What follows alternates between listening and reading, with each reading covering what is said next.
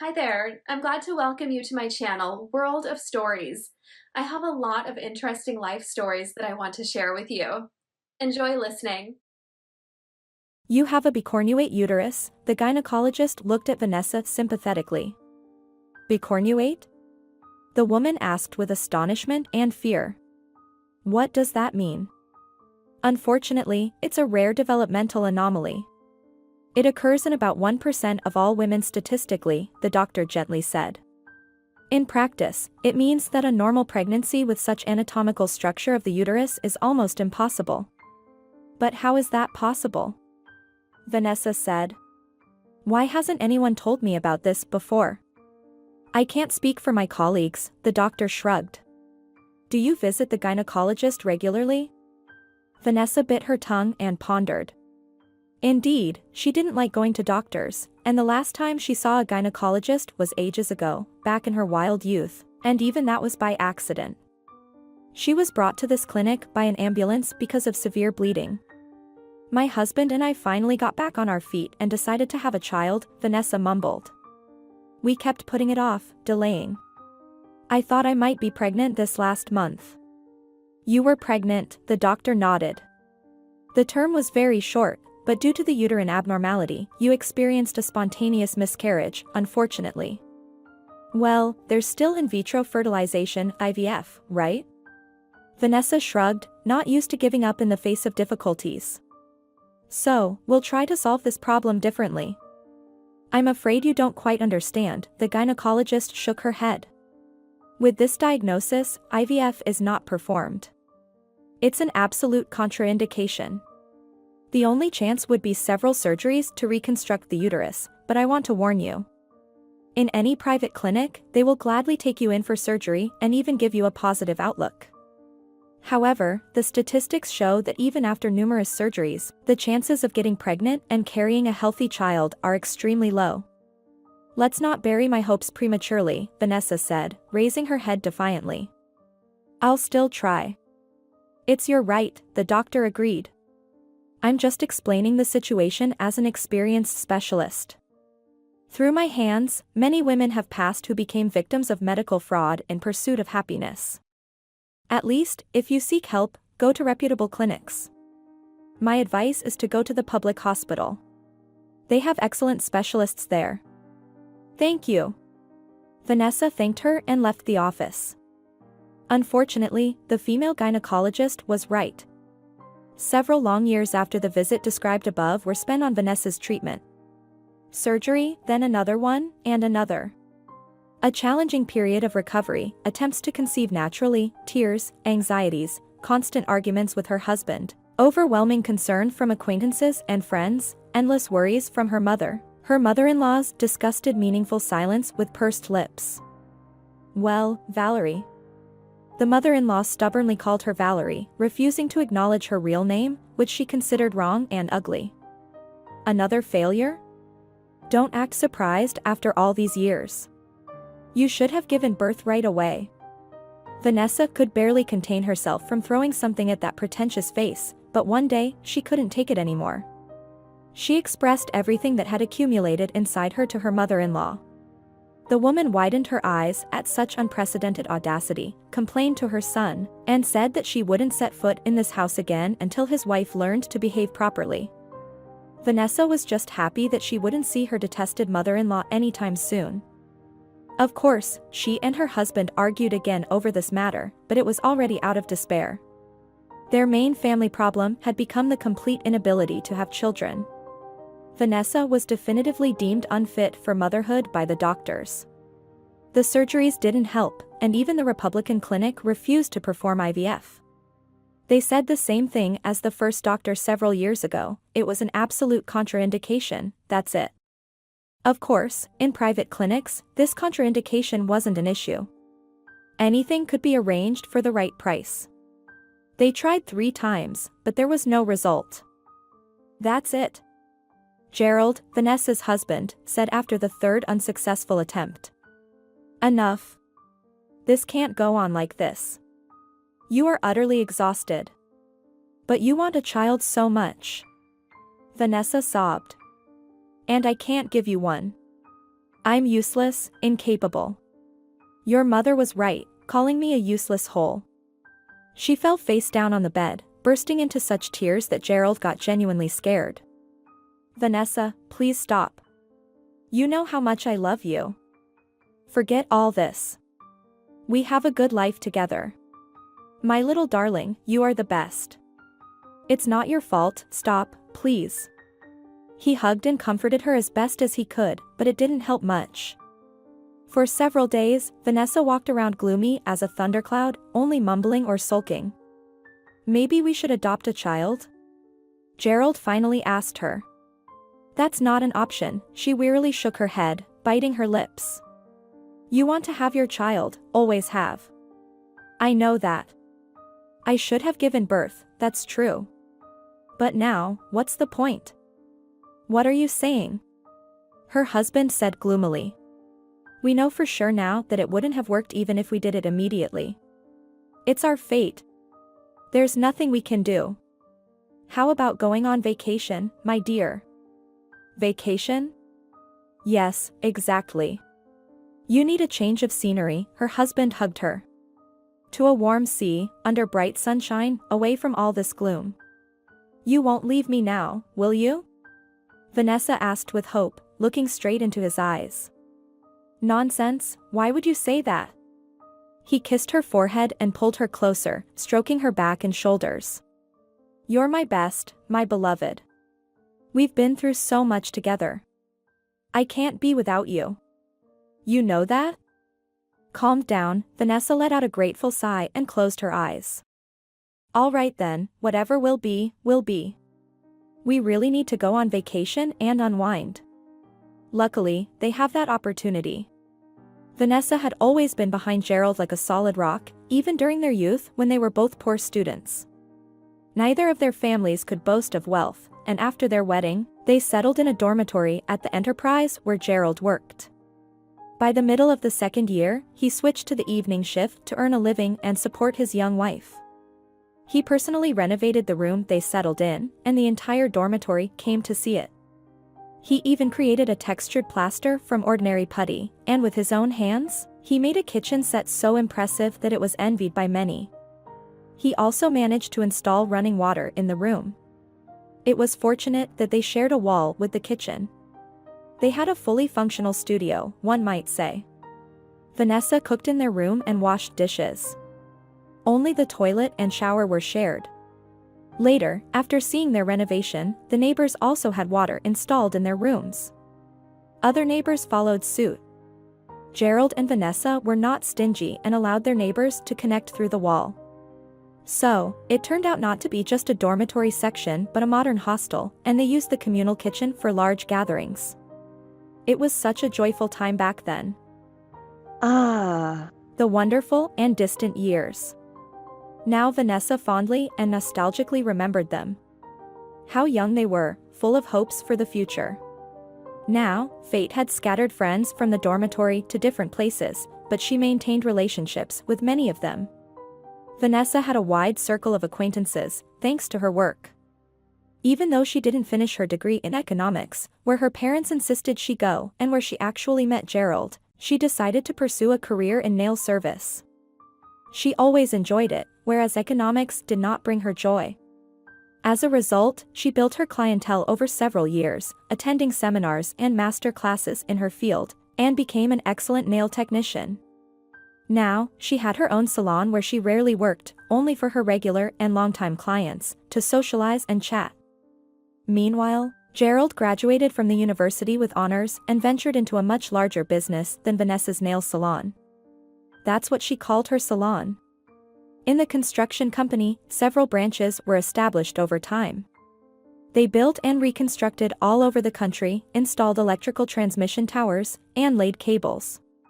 Gerald's highest qualification was as an electrician in his primary field of expertise, and he had completed his training long before university. Then, when he decided to start his own business, he thought of attending the economics university. Of course, he only went to the construction sites for inspections. He didn't deal with clients himself, except for significant ones during negotiations and business meetings. The trip to the seaside didn't go as smoothly as they had hoped. First, they were assigned to some horrible rooms, and Gerald had to go and sort things out, threatening and persuading the indifferent Arabs at the reception who couldn't care less about the complaints of American tourists. When the issue was finally resolved, an unbearably nasty wind blew, carrying continuous sand that persisted along the coast for a whole week. The good weather only arrived 4 days before their departure. In that time, they managed to get thoroughly bored, aimlessly wandering around the hotel, sunbathing by the indoor pool in case of such occasions, and endlessly consuming alcohol in the lobby bars. On top of that, an incredible number of tourists with children of all ages, from the very young to the older ones, were present. They came to the restaurants for breakfast or dinner, lounged by the pool, and strolled along the impeccable paths amidst tropical greenery. Vanessa and Gerald frequently encountered other people's children. Just our luck. I thought you chose a secluded hotel for a peaceful vacation, Vanessa sarcastically remarked one day.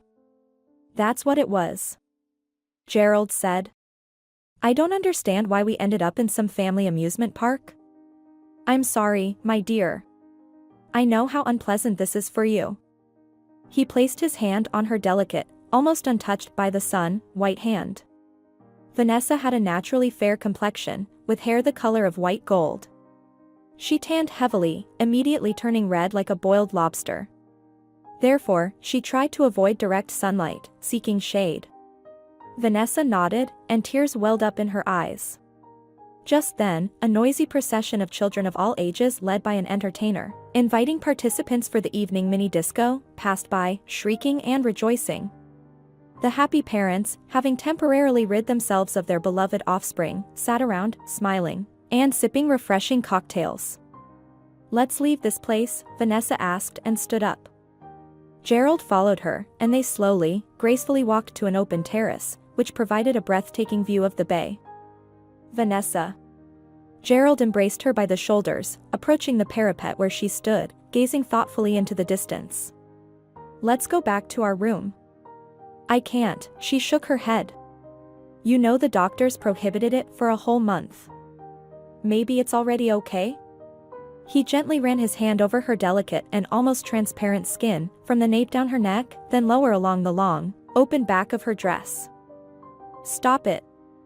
Vanessa protested, pulling away. I don't know how you feel, but I haven't completely lost hope yet. They said it's not allowed. So, it's not allowed. We still have 4 whole days left, then we'll try. All right. Gerald sighed and walked away, as usual, to the bar. The attempt to try happened closer to the end of the vacation and, to put it mildly, was unsuccessful. Vanessa was tense and focused, as if she was trying not to lose an important match. Relax, my darling. Gerald pleaded. Sorry, but all I can think about is not having the internal stitches tear, she exhaled and slipped away to the restroom. You don't understand how lucky you are, her close friend said a few days after they returned home. Any other man in Gerald's place would have cheated a long time ago, but he's patient. It means he loves you. Anyone can see that with the naked eye. Nothing has changed since university. Sometimes it's easier to see from the outside. Trust me. Your husband is still head over heels for you. So, stop tormenting yourself and be grateful for what you have. Do you think there are few unhappy marriages with children?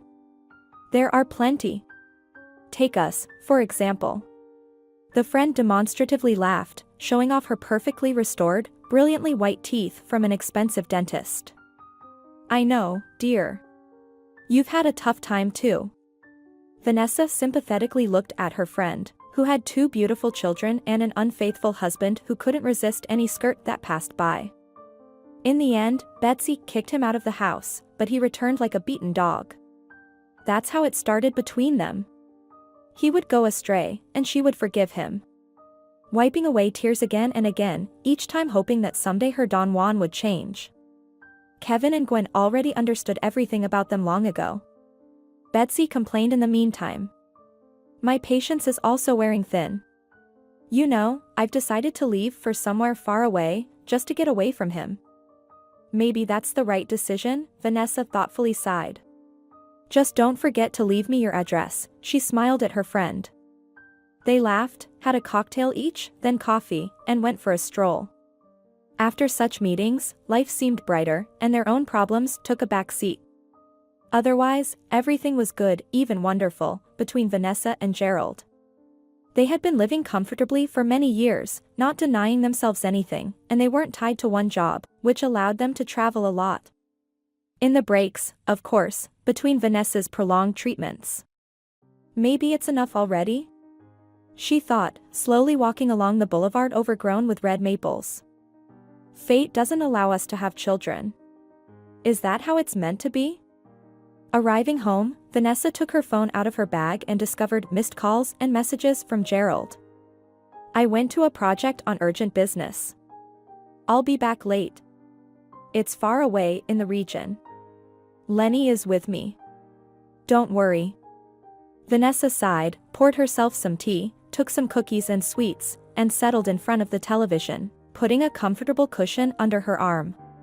She knew that sometimes unpleasant things happened at the sites, and then Gerald and Lenny, his deputy and closest friend, rushed there to personally assess the scale of the damage and find the right solution. Vanessa trusted Gerald endlessly. They truly had warm and affectionate, even friendly relations, and they looked at life the same way. There was no happier couple in the world if not for one thing. Annoyed, she waved this thought away like a pesky fly. Vanessa wrote Gerald a cheerful and playful message. Good luck on the project. Say hi to Lenny. We're waiting for you at home, and if you end up staying late and it's too late to return, then just stay somewhere there, no big deal. Kisses and hugs. Without noticing, she fell asleep after some time, right on the couch, not even making it to the bedroom. She woke up when it was already dawn outside, and a gloomy autumn morning was creeping in. There was no sign of her husband at home. Apparently, they really stayed until morning and didn't return due to bad dirt roads. That's probably for the best. Vanessa thought and went to make herself some coffee.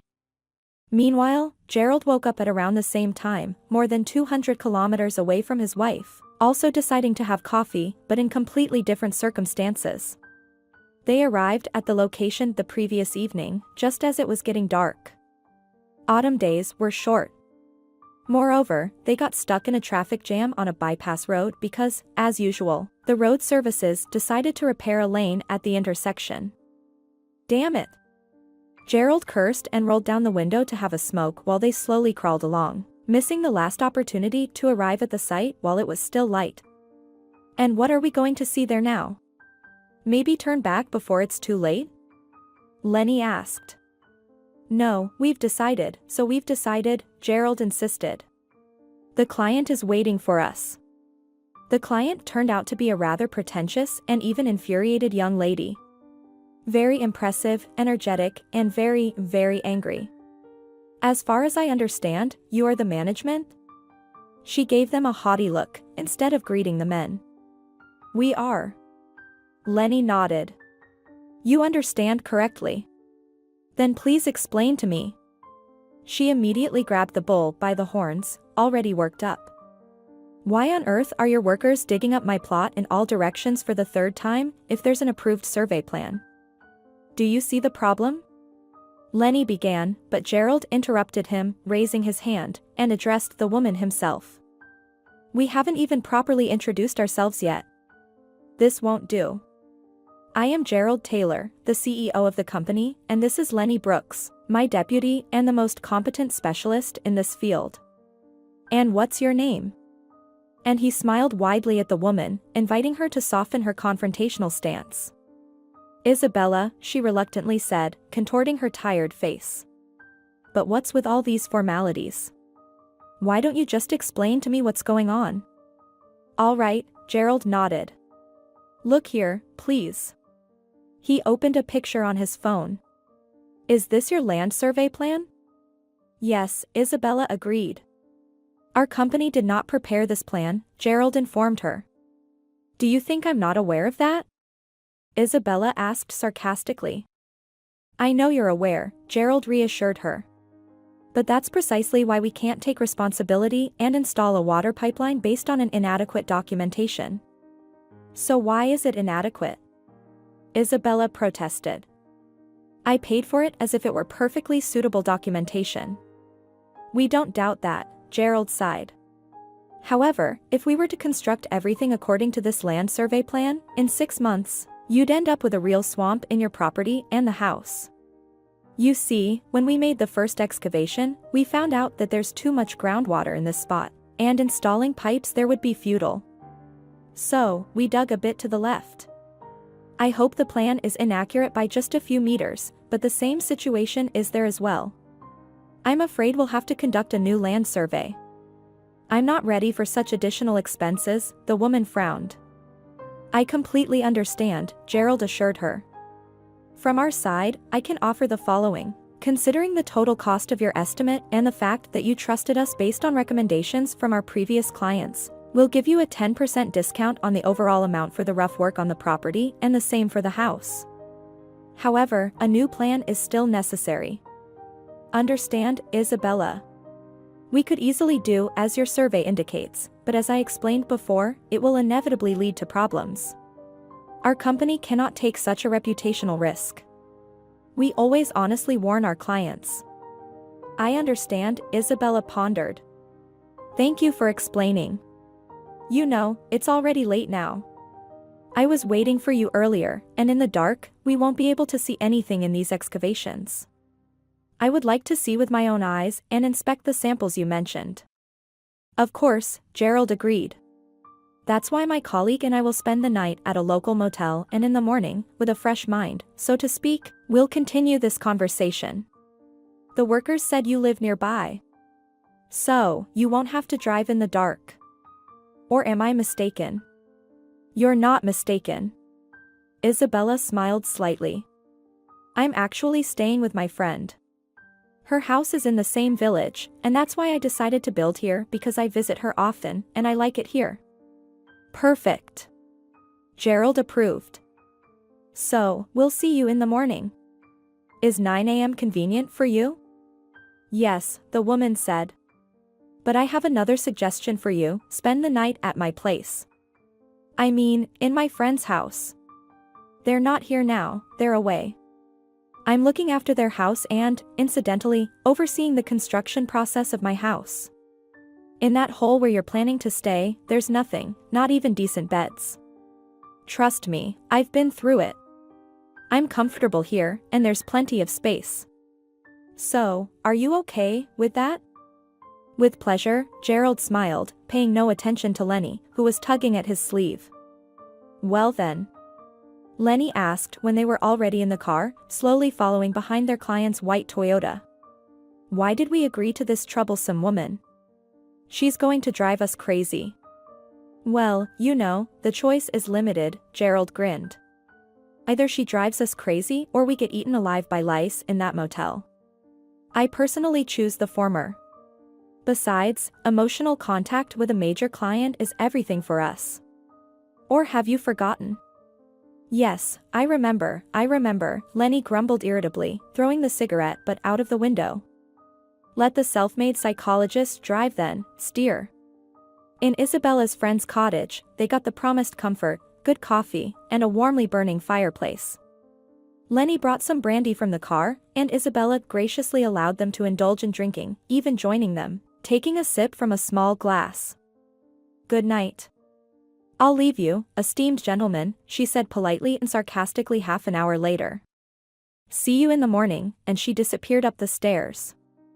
Not bad, our client, Lenny smirked, who had been admiring Isabella's charms all evening, which the tight bathrobe not only didn't hide but accentuated. Well done, Lenny, Gerald frowned. Showing that he wasn't interested in these charms, but truth be told, this striking woman had also captivated him. They sat for a while, finishing a bottle, and Lenny, who had worked a lot the day before, felt thoroughly tired.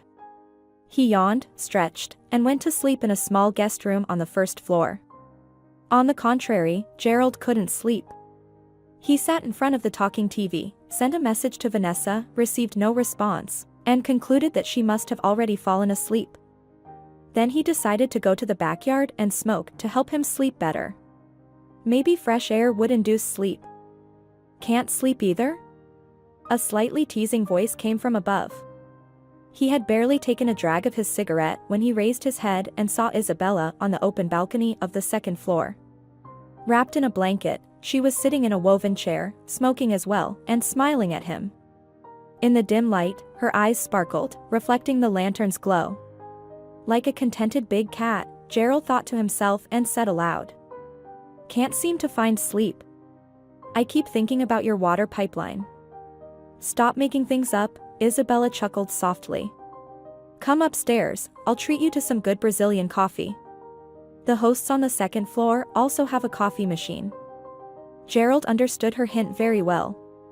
It was as if he had read everything in her sparkling eyes, but he still went, forgetting about everything else. His wife, his business reputation, all seemed to fade away. That night turned out to be quite eventful, and the next day, driving back home on the highway, Gerald recalled everything that happened the day before as a strange and exciting dream. Because when he woke up, he didn't find Isabella next to him, and she acted as if nothing had happened between them. He couldn't tell if Lenny had any suspicions. Gerald didn't know, but Lenny looked as usual, not asking any questions or dropping any hints. After some time, Gerald decided that this little episode wasn't worth tormenting himself with guilt and tried to forget it as soon as possible. Several months passed. Everything remained the same at work and home. Business was doing well, and Vanessa continued her endless treatments, despite her decision to end it and her plea to Gerald to leave everything as it was. Their marriage had lost any semblance of normal or regular relationships long ago, and an atmosphere of gloomy anxiety hung over the household. At some point, Gerald had enough, and after a quarrel with his wife over some trivial matter, he stormed out of the house, slamming the door in anger. Long-restrained fury was boiling inside him like steam in a closed pressure cooker, demanding an outlet.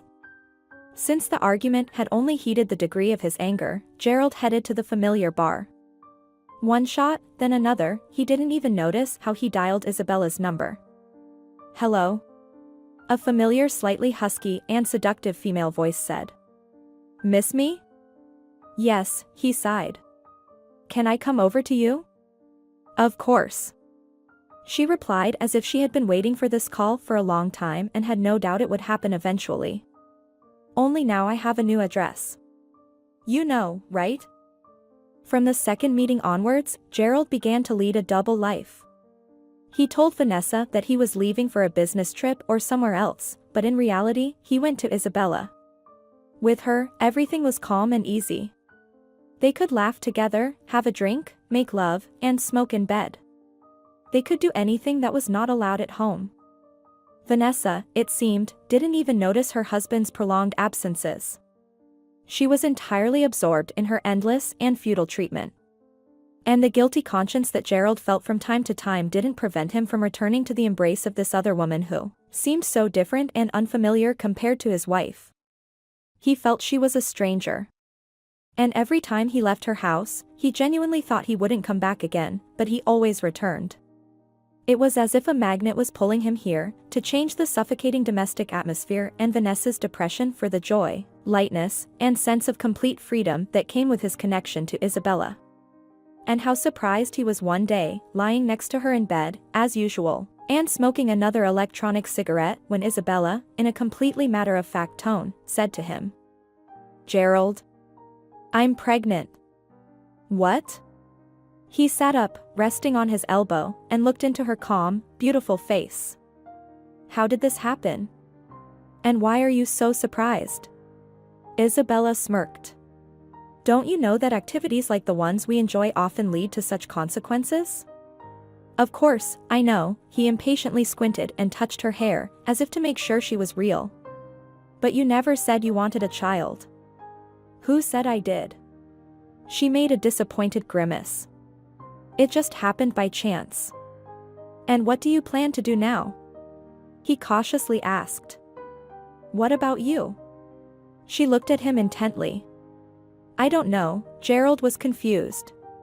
"It's up to you to decide." "You men are all the same," Isabella said, half seriously, half jokingly. "You're always up for acrobatics in bed, but when it comes to dealing with the consequences, you run away and hide." Wait, he tried to hold her, but she twisted away and wrapped herself in the sheet before slipping away from him into the bathroom. She was gone for quite a while. He had enough time to get dressed and think. He gazed pensively out of the window and went downstairs to make coffee for both of them. Finally, she arrived too, already styled, dressed as if she was going out. "Are you going somewhere?" Gerald asked. Of course, she nodded. "To the gynecologist." "But..." He looked at her, concerned, not finishing his sentence. "What's a but?" Isabella replied, squinting as she met his gaze. "It seems you have no intention of becoming a father." "Why should I become a mother then? I don't plan on raising a child alone." At that moment, something clicked in Gerald's mind, and he hugged her tightly. "Isabella. Forgive me, please. Isabella." It was so unexpected. "Of course, I'm happy. Extremely happy. You know, Vanessa and I have no children, and we never will." "And?" She moved away, looking into his eyes intently. "I will get divorced, and we will get married," Gerald said firmly. "We will have a real family." Isabella's face brightened, and she smiled at him with a tender and charming smile. "That's exactly what I hoped to hear from the beginning, but I must warn you, I'm not one to wait for years. The time is still very short, and an abortion can be done up to 12 weeks. So, you have about a month and a half to move in with me with your things, so to speak. I'm not so naive as to believe you'll manage the divorce in that time." She hastened to interrupt him when she saw he was about to say something. "It will be enough if you tell your wife and leave her, and then you file for divorce. I assume after that, she's unlikely to take you back." "I don't intend to go back to her now." He frowned slightly but didn't protest against Isabella's conditions. "I will do everything as you say, my dear." He needed a few days to get used to this idea. A father. He would become a father. He would have a child. His own child. A son or a daughter. Oh, what does it matter? The most important thing is that it's his flesh and blood. A little continuation of himself. Vanessa was absolutely right when she said that he only wanted his own child. Now he realized it fully. However, despite everything, telling his wife about everything turned out to be challenging. He tried several times, but whenever he met her honest and open gaze, he immediately changed the subject or joked. Never mind, never mind. You look beautiful today, Vanessa. Don't worry, let's go have dinner." As if sensing his indecisiveness, fate, or perhaps coincidence, decided to take matters into its own hands. One fine spring morning, one of Vanessa's longtime clients came to her salon. Conveniently settled facing each other, they began a complicated artistic manicure procedure, chatting about everything under the sun, as usual. "How is Vanessa doing with her husband? How's the treatment going?" the client asked. She had never seen Gerald since their friendship with Vanessa had been limited to the confines of the manicure room for many years. "Not very well," Vanessa sighed, wrapping the woman's fingers in foil, and fell silent, not wanting to share the details. "Oh, don't worry so much. It might still work out. You know how life is? I have a close friend who went through something similar. In her youth, she had an abortion, and the doctors told her she would never have children under any circumstances. She said she didn't even think about it for many years. She never got married, had a couple of unpleasant experiences with men, all jerks, as luck would have it. Anyway, recently she met a very interesting man," the client continued, not stopping to chat, and Vanessa listened to her with half an ear while concentrating on her work. "So, listen," the client went on. "They dated for a few months, and everything was great. Then, a couple of weeks ago, she noticed she had missed her period. She went to the gynecologist, thinking she might have some illness. And then, boom. She's pregnant. Can you imagine, Vanessa, after all those years?" "Your friend was lucky," Vanessa smiled half-heartedly. "Yes, these things happen," the client enthusiastically continued. "And the man turned out to be a good and decent person. He's planning to divorce his wife and marry Isabella because they'll have a child together, and he doesn't have children with his wife. She's been undergoing treatments for years, with no results. Such a waste of money. Oh. Suddenly, the client caught herself and bit her tongue. I'm sorry, Vanessa. I didn't mean to. You don't think about it. It's all right, Vanessa calmly replied, long used to her chatty friend. Sit still, please, don't move your hand. Okay, fine, the satisfied client calmed down. How about I show you photos of Isabella's guy? He's such a masculine man, you'll be impressed. But where are they? She sent them to me recently. Here they are, she said, joyfully finding the photos and handing Vanessa her phone. Look, isn't he handsome? Vanessa's eyes darkened.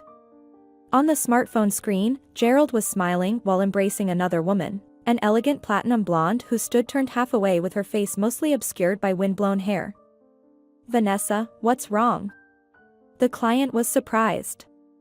Seeing her friend jump up, almost knocking the phone away, and rushing out in a hurry. I don't feel well. I'll be right back, she mumbled with a choked voice, flung open the doors, and hurriedly left the room. The bewildered client remained seated in the chair with splayed fingers. Who will turn on the lamp for me? She shrugged. Sorry, Betsy, one of the employees entered the room. Vanessa isn't feeling well. You know, she takes pills by the handful. I'll finish your nails for you. Today, I must tell her. I must, Gerald was preparing himself as he drove home. Damn. How should I say it? However, he didn't get the chance to say anything. When he entered the apartment, he found that almost all of his wife's belongings were gone, and there was a note on the table. I know everything. I'll be at the country house until you clear the apartment. My lawyer will send you the divorce papers. He let out a heavy sigh and sat down next to the table, reading and rereading the simple and concise note. So, everything was settled without him. But how did she find out? Could it be that Isabella told her? It doesn't seem like her. But if so, how will she regard him now? As a coward who couldn't bring himself to tell his wife he wanted a divorce? Perhaps that's what he is, a coward and a scoundrel. Gerald's heart tightened as he imagined Vanessa's feelings at this moment. With an effort of will, he pushed away this distressing image and started to pack his things hurriedly. As far as he understood, Isabella was not aware of how his wife found out about them. He couldn't bring himself to ask her directly, and she just smiled lightly, keeping her usual impenetrable expression when she saw him at the door with his suitcase. You can use the other half of the wardrobe, she said. And put the suitcase in the storeroom. That was it. Life divided into before and after. 2 weeks later, the divorce papers arrived via email. Since they had no children, either side bothered to dispute property, and they were divorced fairly quickly. Gerald, unwilling to encounter his ex-wife anywhere, also sought the services of a lawyer to handle the paperwork. Well, darling, he said one evening, smiling at Isabella as he uncorked an expensive bottle of champagne. You can congratulate me, now I'm completely free and can offer you not only my love but everything else I have. He got closer to her and took out a little velvet box from his pocket. Isabella. My beloved. Will you marry me? She looked at the ring, smiling silently, not saying anything. He waited patiently, having grown accustomed to her leisurely manner. It's beautiful. Isabella finally said, turning the ring on her finger. But do we really need to get married? What do you mean? Gerald faltered halfway through the sentence. What about our child? You can be a father without being married to its mother, Isabella calmly replied. Don't you want to be my wife? Gerald was disappointed. I think a couple of extra papers won't change anything in our relationship, Isabella smiled. Will you love me more if I become your wife on paper? Of course not, Gerald assured her passionately. But it's for the sake of our child. You can give him or her your last name and be a good father. That will be enough. Let's not dwell on this conversation anymore. As you wish, my dear. Gerald agreed obediently. Everyone has their own sad or happy story and their life experiences. Isabella had her own history as well. Before meeting Gerald, she had already become disillusioned with men and people in general from an early age. Fate had not been kind to her. Her parents divorced when she was young, and she hardly remembered her biological father. Instead, she vividly remembered her stepfather, who had raped her, taking advantage of her mother's absence. His breath reeking of alcohol, he ordered her to keep quiet about it so things wouldn't get worse. When Isabella tearfully told her mother everything, her mother scowled disgustingly and said, "What absurd stories you're making up. I can see perfectly well that you can't stand Irving, and you can't wait for him to leave us. But now you've gone too far, my dear. You're just like your father. Just as deceitful and wicked." "Mom. How can you say that?" Isabella cried. "He raped me, and you're defending him. Do you think I'm lying? Let's go to the doctor. Let them confirm that I'm not deceiving you." "What? Go to the doctor? You want to shame me in front of everyone, don't you? Besides, I've long suspected that you've been fooling around with the local boys, fluttering your eyes at them shamelessly when you come out of the entrance. Do you think I'm blind? If by any chance you got pregnant by one of them, rest assured I'll throw you out just like your lousy father, you bastard. I don't need liars around here." "Mom. Why are you doing this?" Isabella was hysterical and could hardly speak, choking on her tears. Her mother grabbed her by the collar and dragged her into the room, locking the latch. "Sit here and think about your behavior. Maybe a couple of days under house arrest will teach you a lesson." Since that time, Isabella closed herself off and never told her mother anything again. She learned to defend herself against her stepfather, taking a knife from the kitchen and hiding it under her pillow. Once, when she heard the door creak in her room at night and heard his heavy footsteps and foul breath again, Isabella retrieved the hidden weapon and unexpectedly leaped from her bed like a panther. In the light of a street lamp, her steel blade glinted. "Don't come any closer, or I'll scream, and Mother will wake up." "You little brat." The stepfather hissed but didn't dare to engage. He turned around and left. At the age of 16, Isabella left home and never returned. She hid in various corners and hostels, encountering different people on her path, mostly vile and despicable. Life seemed to deliberately present her with the worst examples of humanity, forging Isabella's character. This strategy proved to be effective. As an adult, Isabella became as cold and unyielding as steel. She inherited her father's beauty, much to the chagrin of her plain mother, who had always reproached Isabella for resembling her father. "Those eyes are already cat-like. Why do you wear makeup? Be ashamed, only prostitutes paint their faces like that. And your lips. Dear God, forgive me. With such lips, you'll only work as a whore. You shouldn't paint them, instead, try to make them as inconspicuous as possible. Remember my words. With your appearance, nobody will take you seriously. Try to hide it. With such a flashy exterior, you'll only get into trouble." In some ways, her mother was right. Starting her independent life, Isabella quickly realized that men saw her as a beautiful but naive toy. And women envied and despised her, considering such beauties as herself to be promiscuous whores. Unfortunately, besides her mother, Isabella had no other family and didn't know her father. He had moved to another city after the divorce, but her mother never told her exactly where. He made no attempt to find his daughter either. Apparently, like everyone else, he didn't care about her. Naturally, like any person, especially a young girl, Isabella initially hoped for the best, for human kindness, and for all the good that still exists in this world. She hoped for a miracle, finally.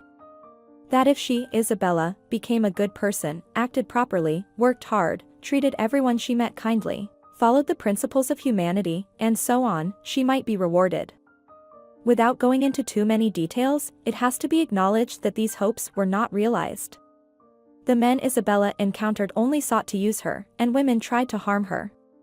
In the end, she closed herself off, grew hardened, and began to behave the same way, stepping over others and extracting only personal gain from everything. Without a higher education and barely finishing school, she accidentally got a job at a real estate agency. The lowest position as the director's secretary.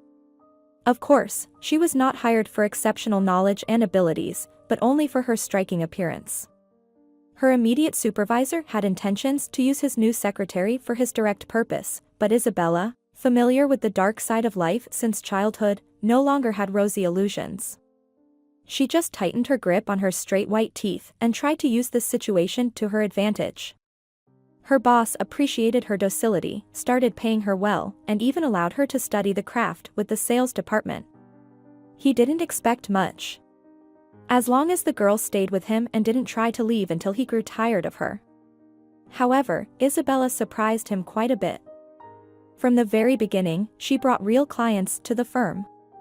She enjoyed the work and threw herself into all the intricacies of real estate, taking it up with such enthusiasm because she realized it was her chance to achieve independence, to take control of her own destiny, to finally live according to her own rules. Very soon, she became an example for other employees. Within a year, she was promoted to a senior manager and then became the deputy head of the sales department. Perhaps she could have climbed the ladder up to the branch director, but ambitious Isabella decided to take a different path.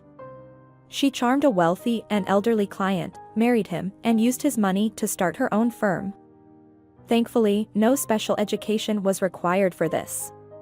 It's surprising how gullible people can be, ready to entrust all their money to private firms under bright signs, often without any basis, hoping that they will receive professional assistance. Truthful by nature, Isabella never stooped to deceit.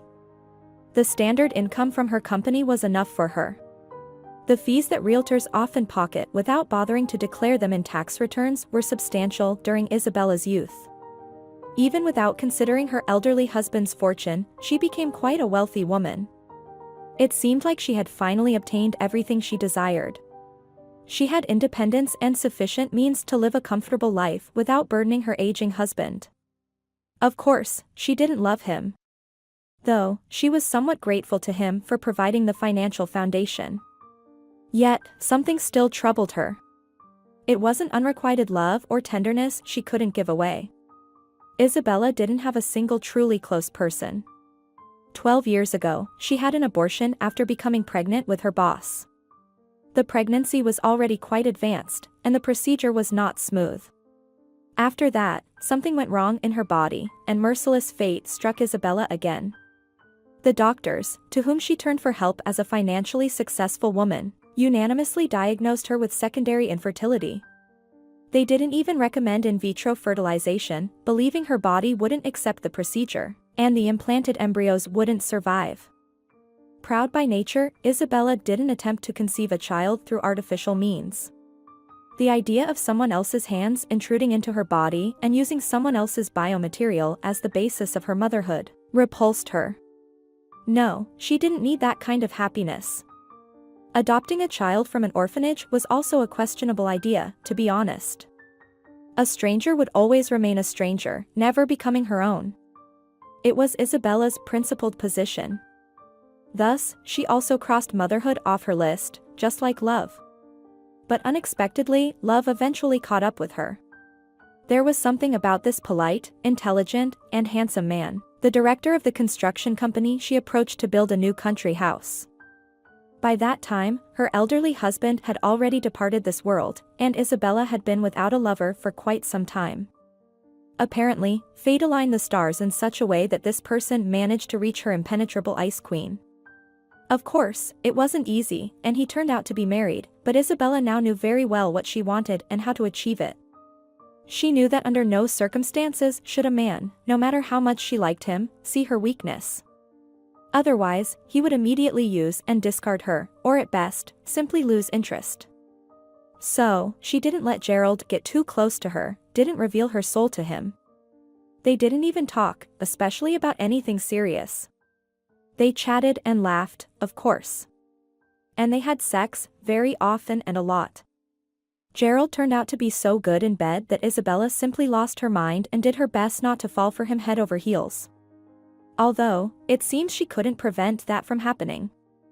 And then, when she unexpectedly discovered that she was pregnant, it was both a gift from the cruel fate that had tormented her until now and a low blow. What to do now? How to tell him? How will he react to this fact? Will he think she used him or be happy about it? Will he go back to his wife, scared of the responsibility, or will he become more attached to her and be a good father? Isabella didn't know the answers to these questions, but she didn't expect anything good out of habit. Eventually, she decided to act as if she didn't care what he would do. To remain as cold and unapproachable as the real Ice Queen. And surprisingly, this strategy worked once again. Gerald left his wife, genuinely left her, and got divorced. Then he made a real proposal with a ring and a touching speech, as it should be. For a moment, Isabella even allowed herself to think that finally, a bright streak in her life had come, and she had been granted a bit of simple human happiness. But at the last moment, her old habit of doing things her way prevailed, and Isabella chose to remain independent. What use were these papers and stamps in her passport? She had been married before and had been dependent on men many times. She didn't want to become someone else's possession again, and Gerald accepted that. He was just happy to become a father. He moved in with her, and they began to live together like a truly happy couple, eagerly anticipating the birth of their child. Her newlywed husband cared for her so tenderly, eagerly awaiting the baby's arrival, that at times Isabella was almost ready to believe in his sincere feelings. Though, each time she regained her senses. No, she thought, she couldn't relax, couldn't let herself believe in happiness. Fate, that wicked villain, would strike again. That's why she continued to behave rather reservedly and keep her beloved at a distance. Gerald, on the other hand, seemed not to notice. He was completely consumed by the preparations for the upcoming birth of their heir. He started a complete renovation in the part of the house where the little one was supposed to settle. They still didn't know if it would be a son or a daughter.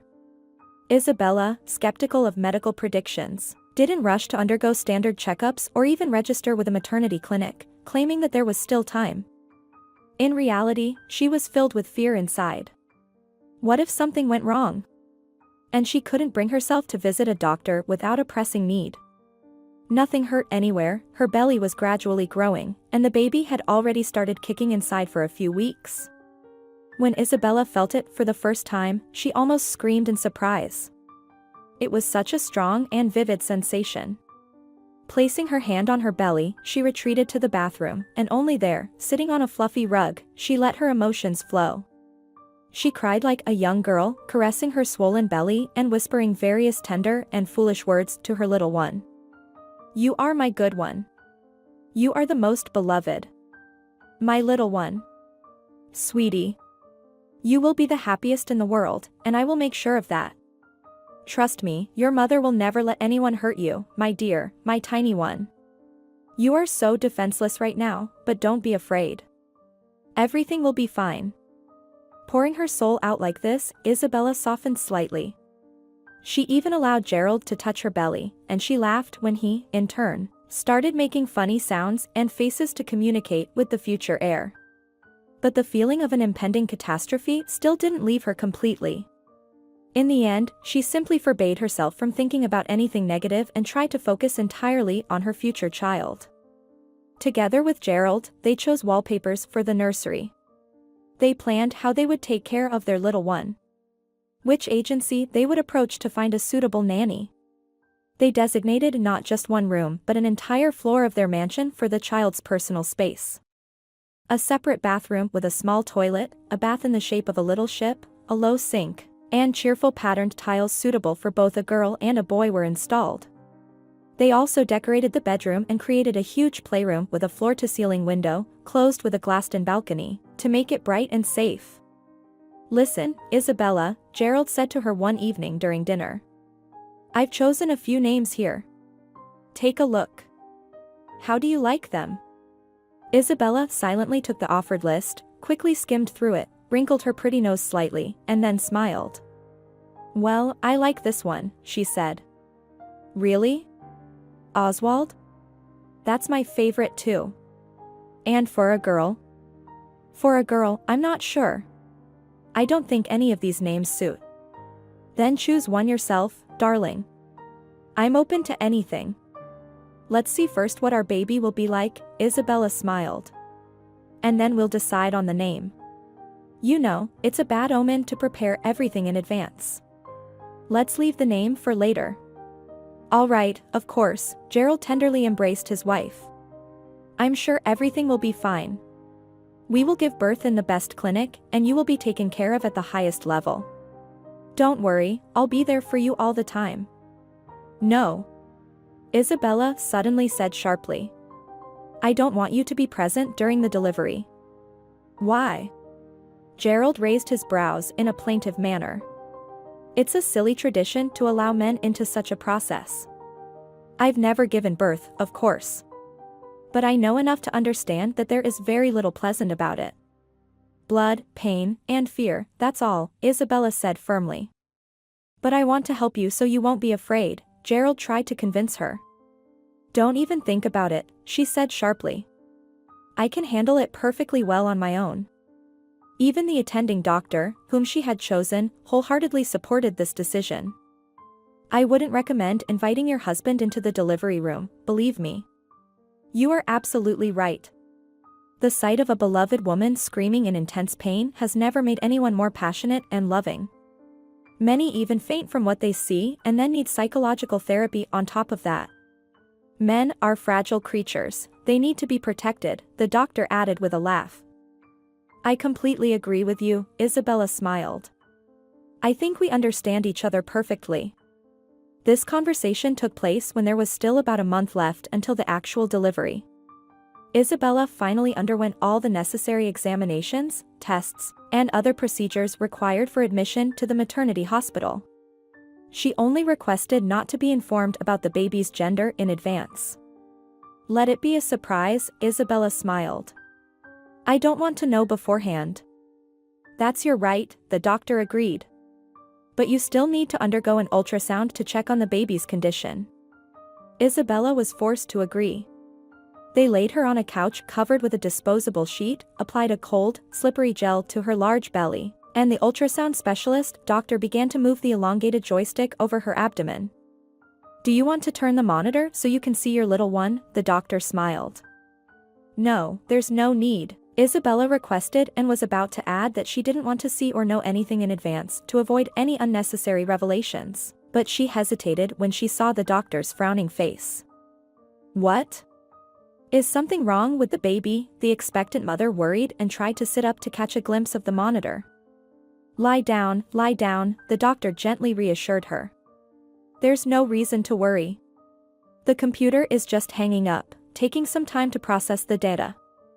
Isabella relaxed and reclined back on the couch. The rhythmic humming of the ultrasound machine in the semi-darkness lulled her, and she almost fell asleep while the doctor continued her examination. Wake up, Mom, the doctor woke her with a chuckle. Here's the disc with the recording, the results will be explained by your attending doctor. Looking at the results, the attending doctor also frowned. You need to do additional tests, she finally said. Why? Can you tell me what's wrong with my baby? Isabella asked, almost in tears, suspecting that the doctors were hiding some negative information from her. If I could be sure, I would definitely tell you, the doctor assured her. For now, I can only see that you have low amniotic fluid levels. It's a risk factor. You need to be admitted to the clinic immediately. It's possible that we'll have to induce labor earlier than expected. Oh, dear. Isabella paled. Calm down, said the doctor. You're not the first to experience this. Sometimes it happens, and in most cases, it's easily treatable. If you keep getting so nervous, you'll only do more harm to yourself and, most importantly, to your baby. In the end, she was admitted to the clinic, placed in the maternity pathology department. Worried by such news, Gerald brought all the necessary belongings, and they sat together for a long time in a separate comfortable room, for which he generously paid the established tariff. Gerald tried to calm his beloved.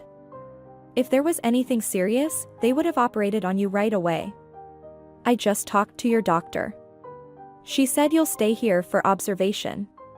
She said there's no danger to the baby's life. They'll monitor everything. Hang in there, darling. I'll come to see you every day. Finally, reassured, Isabella, who also received relaxing injections, fell asleep in her new temporary refuge. Gerald left. He had reassured his wife, but his heart felt constricted by a certain unpleasant premonition. He had barely parked the car in the garage when he heard his phone ringing from the inner pocket. He frantically took it out, thinking it was Isabella with urgent news. But the call was from Vanessa. Surprised, he answered the call. Hello? Hi, Gerald, her voice was perfectly calm. We need to meet and discuss something important. When can you make it? Maybe tomorrow at the cafe near the tower? Okay, he replied automatically, his thoughts still preoccupied with something else. What time? Let's meet around lunchtime, about 2 o'clock. Will that work for you? All right, I'll be there, he answered and added, how are you doing? Everything's good, thanks, her voice sounded even and satisfied. See you, and Vanessa hung up. Gerald continued to stare at the TV screen for a long time, engulfed in sudden waves of memories. Many years ago, he and Vanessa were so happy.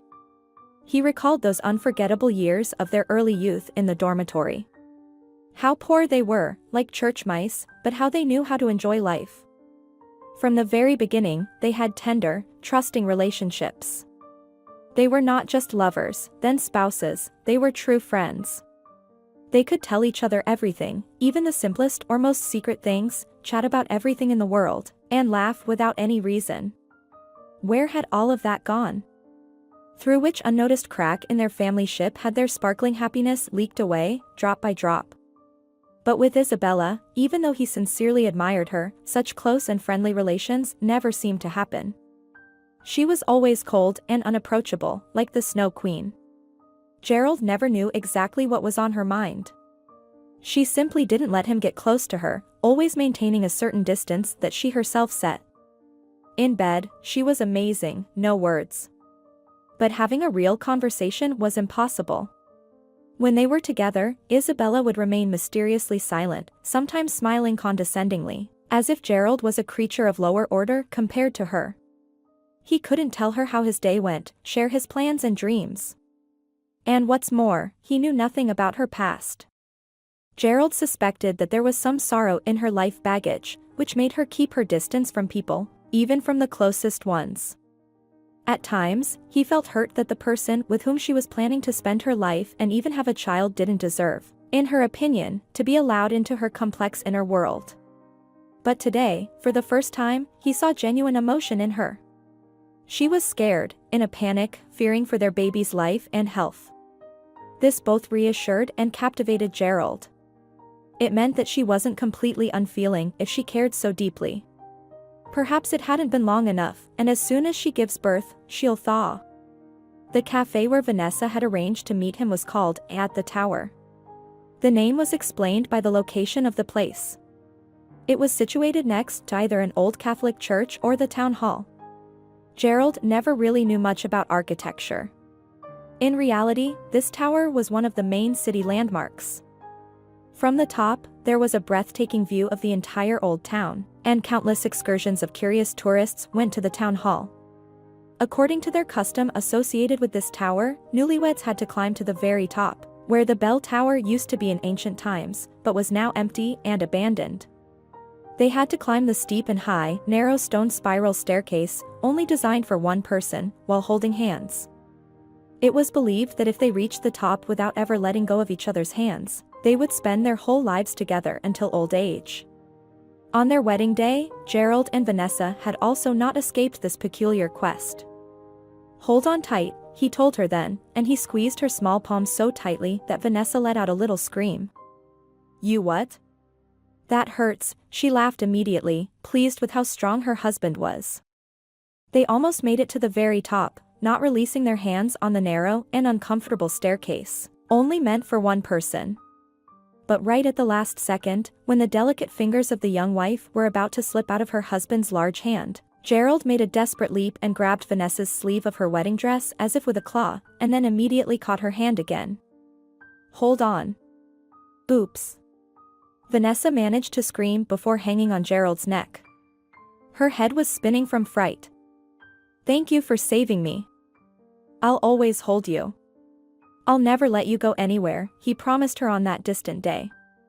Gerald remembered all of this while sitting in the cafe, waiting for Vanessa, and involuntarily sighed, almost regretting the past.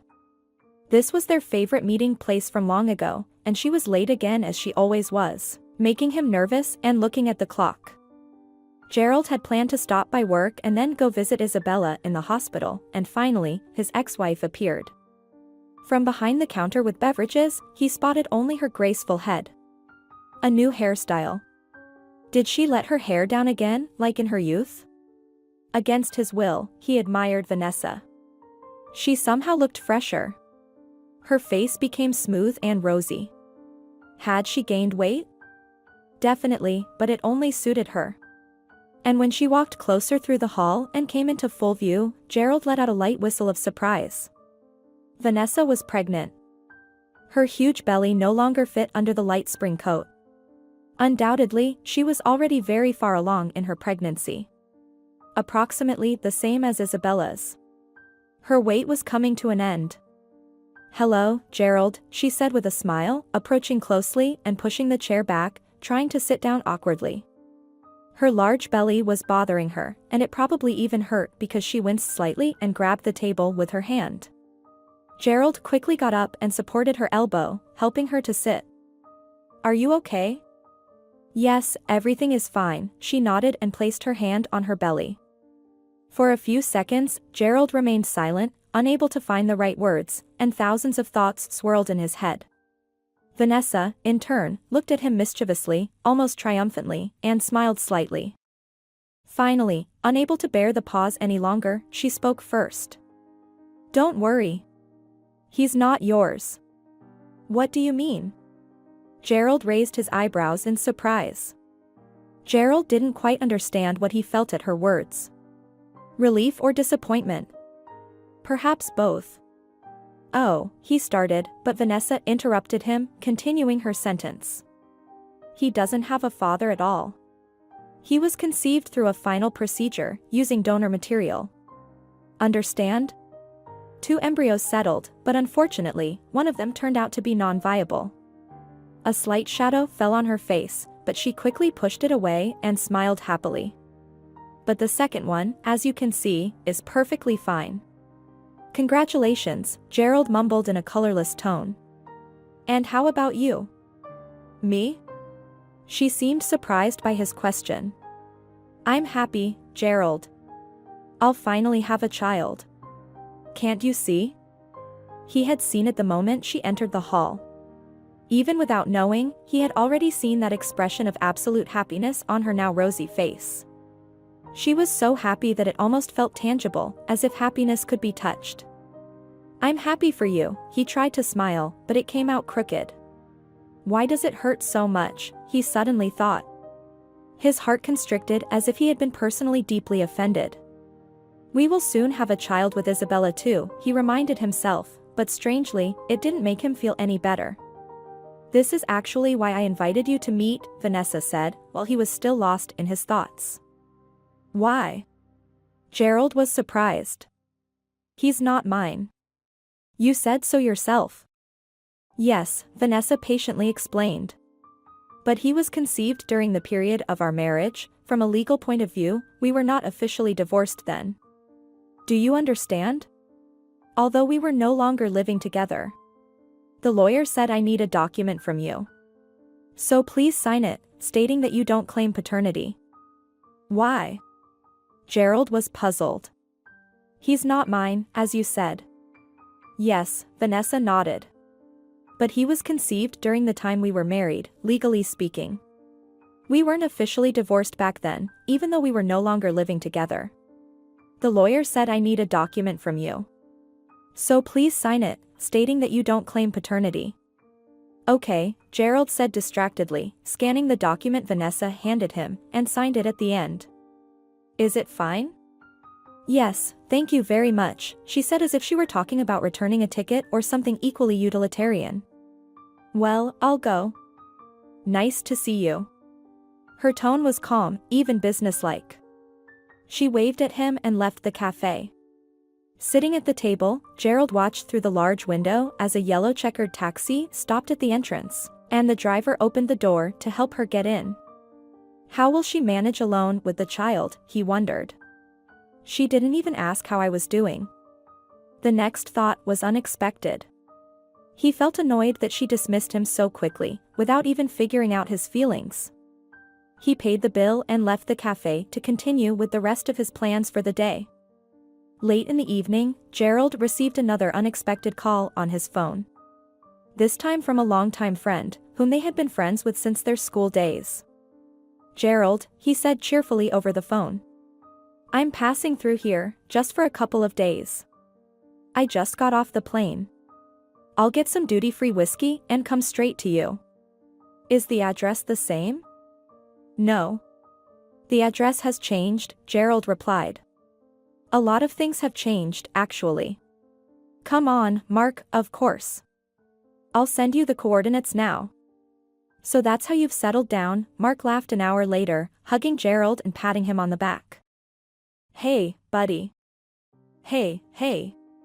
So, let me in." Gerald accepted a large rustling package from his friend, filled with bottles and snacks. "I'm alone now. My wife is in the maternity ward," he said.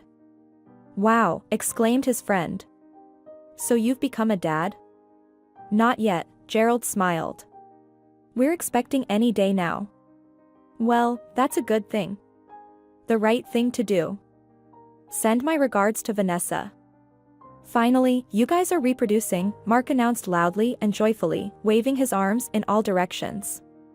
"Listen, there's something you should know," said Gerald, and seeing his friend's widened eyes, he led him to the kitchen. "Let's go, I'll tell you everything." After having quite a few drinks, the friends sat facing each other and shared their life problems. "You know, Gerald, you shouldn't be angry with fate, I'm telling you," Mark insisted. "You have 2 women, and each gives you a child. Meanwhile, my idiot of a son is almost grown up, and he still has no brains, just like his mother. He wrecked his car to pieces last year. Can you imagine? Well, all right. I think it happens in life. I bought him another car, took a loan for it, especially since he works as a taxi driver, so he needs a car. And he took that car and wrecked it too. And it was almost the same accident. Life doesn't teach the idiot anything, and I have to pay off the loan for a piece of metal. Yeah, not like the son I have with Isabella, but the one with Vanessa," Gerald said firmly, looking through the bottle glass. "I told you. There's no father there. I'm telling you. It's from donor sperm. That's the whole father." "Oh, come on," Mark exclaimed, slightly tipsy. "They've gone so far that soon they'll be growing children in test tubes from start to finish." "I don't know about the whole process," Gerald said. "But using donor material has been done for a long time. I myself gave this biomaterial for several years, and with Isabella, it worked on the first try, right on target, you know?" "I get it," Mark agreed. "Well, let's drink to your heir. Is it a son or a daughter?" "We don't know. We haven't checked yet," Gerald sighed and hiccuped. "Isabella doesn't want to know in advance. Let me show you her picture instead.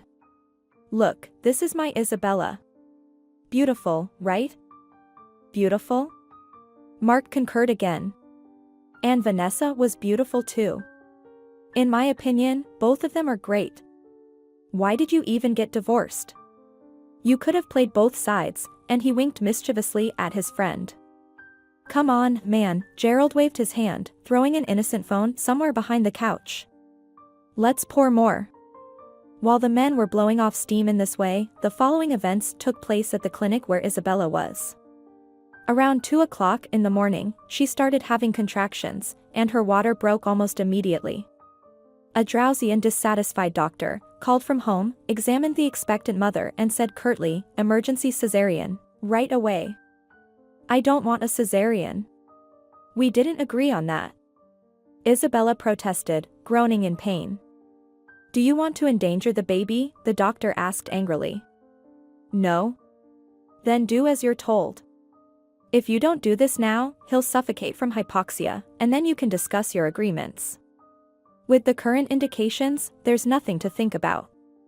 Prep her for pre-medication and get her to the table. We'll cut her open. With trembling fingers, Isabella tapped her smartphone screen, trying to call Gerald, but all attempts were in vain. The call was going through, but there was no response. He found the time to sleep. Isabella thought angrily and groaning, she struggled to climb into the wheelchair that had been brought for her. 15 minutes later, she inhaled the laughing gas from the transparent mask, counted to 3, and the tiled white walls began to swirl and dissolve, giving way to sparkling distant realms where she flew with joy and excitement, feeling as free as a bird. With a heavy head and eyes weighed down as if with sand, Gerald woke up after a night of drinking at 11 in the morning the next day. Bright sunlight streamed through the partially drawn curtains. Birds chirped like crazy, and the delicate scent of blooming lilacs tickled his nostrils. Struggling to get up, Gerald made his way to the kitchen, drinking water from the clean tap to quench his thirst. He peeked into the guest room, where Mark was still sleeping peacefully, and checking the time, he panicked. Darn it. I need to be at the office by 12:30, he muttered. Hastily putting on his clothes, Gerald searched frantically for his phone in all the corners, cursing profusely. Finally, he found the elusive gadget under the sofa cushion, checked the missed calls, and was horrified once more. There were 12 missed calls from Isabella. He quickly dialed her number, but the connection was unavailable. No longer caring about anything else, Gerald rushed out of the house, slamming the door, jumped into his car, and sped off to the clinic. I'm in the pathological ward. In the private room, to Mrs. Taylor, he said, rushing into the reception area and informing the administrator right away. Where are you rushing to? Shouted the nurse on duty from the ward. Wait. Stop. Mrs. Taylor has been transferred to the ICU. The doctor herself came and said to let her husband know when he shows up. Are you her husband? I am, Gerald agreed. Only then did he comprehend the monstrous information and turned pale. Why to the ICU? What happened? You'll find out the details from the doctor, the woman said dryly, sitting back down on her chair. Gerald rushed around the floors, trying to find the attending physician. Seeing his desperation, the nurses at the pathology station said, Margot Phillips is in a complex surgery now. You won't find her until 3 o'clock, and there's no point in calling her either. She won't pick up the phone. Where is my wife? Gerald asked plaintively, slightly calmed by the news about the baby. Your wife gave birth to a boy yesterday, 50 centimeters tall, weighing 2.7 kilograms. One of the employees checked the records in the journal. She's in the ICU now after the cesarean. Everything is fine. Don't worry. You'll see each other tomorrow. Family members can't go to the ICU, no one is allowed. And the baby? Gerald asked, feeling a bit relieved. The baby is fine too. He's in the postnatal box. He received his first vaccine. The mother signed the consent form. Tomorrow they'll both be transferred to another room, and you'll see them there. What should I do today then? Gerald asked, confused once again, pacing in one spot. Go home, rest. You look pale from stress, the nurses laughed. Thank you. Thank you, ladies. Here, take this, Gerald hastily searched his pockets. I'm sorry, I came empty-handed. He handed them some crumpled bills. Buy something for yourselves, have a drink to my family's health. Thank you, but it's not necessary. Stop it. We can't have anything stronger than coffee at work, the women protested, but they took the money. Thank you, now really go. Come back tomorrow, straight to your room. On wobbly legs, hardly aware of his surroundings, Gerald made it outside and collapsed on a bench near the entrance of the clinic. He took out a cigarette but immediately dropped it upon encountering the fierce glare of some elderly orderly. Sir. No smoking here. Okay. It wasn't a time to argue with the grandmas. Gerald couldn't even remember how he got home. Nor could he recall Mark leaving. Because on the next day, when he arrived at the clinic in the early morning, everything spun again, and life split in two once more. In the hospital room, Gerald found Isabella in tears, with a stony expression on her face, but the baby wasn't next to her. "Isabella, my dear," he rushed to her with a gorgeous bouquet of flowers. "Darling, forgive me. I didn't hear your calls the day before yesterday. Congratulations to you and our little one on the birth." "There's not much to congratulate us on," Isabella said bitterly, looking away, staring at a fixed point. "What do you mean?" Gerald asked, his voice faltering. At that moment, the door to the room opened, and the attending physician walked in. "Are you the father?" she asked from the threshold, not even greeting them. "I am," Gerald confirmed, feeling flustered. "Come with me to my office," the woman requested. "We need to discuss something." That's how Gerald found out that their son was born with severe disabilities. He had Edwards syndrome, characterized by multiple congenital abnormalities, the doctor explained to Gerald, who sat in silence in her office. "Specifically, your baby has brain abnormalities, deformities of facial and cranial bones, and developmental defects in the musculoskeletal and cardiovascular systems. He is currently on a ventilator." "Can I see him?" Gerald asked softly. "Of course," the doctor nodded. "You and your wife need to make a decision soon about his care. This is our own son, and we will never surrender him to an orphanage," Gerald said firmly. The doctor looked at Gerald with unhidden pity and replied, "You should see him first." Gerald shook his head, shot her an angry look, and left the office. She followed him, locked the door, and gestured for him to follow her to the elevator. On the 8th floor, in the neonatal pathology department, they dressed Gerald in a disposable suit, handed him a medical mask and gloves. "Come in," a voice sounded from behind the wide double doors with large windows. Inside the glass-walled box, on a white sheet, lay a tiny body with unnaturally twisted arms and legs, a blue contorted face with a bruise-like discoloration on one side of the head. The slender thread on a monitor flashed green. Gerald understood that this was his son's life. Fragile, trembling, ready to break at any moment. "Son," he approached, looking through the thick glass. "Son, hang on. Your mom and I will always be by your side." The baby didn't move, didn't open his eyes, only one hand twitched weakly, as if pulled by a thread.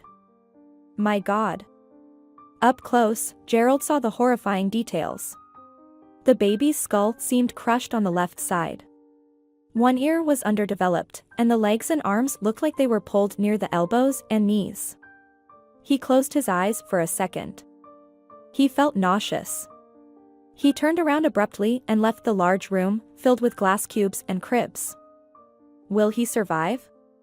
Gerald hoarsely asked the doctor waiting for him outside the room. "It's difficult to give any precise prognosis," the doctor replied. "If he survives the first month, he will require very complex treatment. The best place for that would be a high-tech clinic abroad. In Germany or Israel, they know how to help such patients get back on their feet.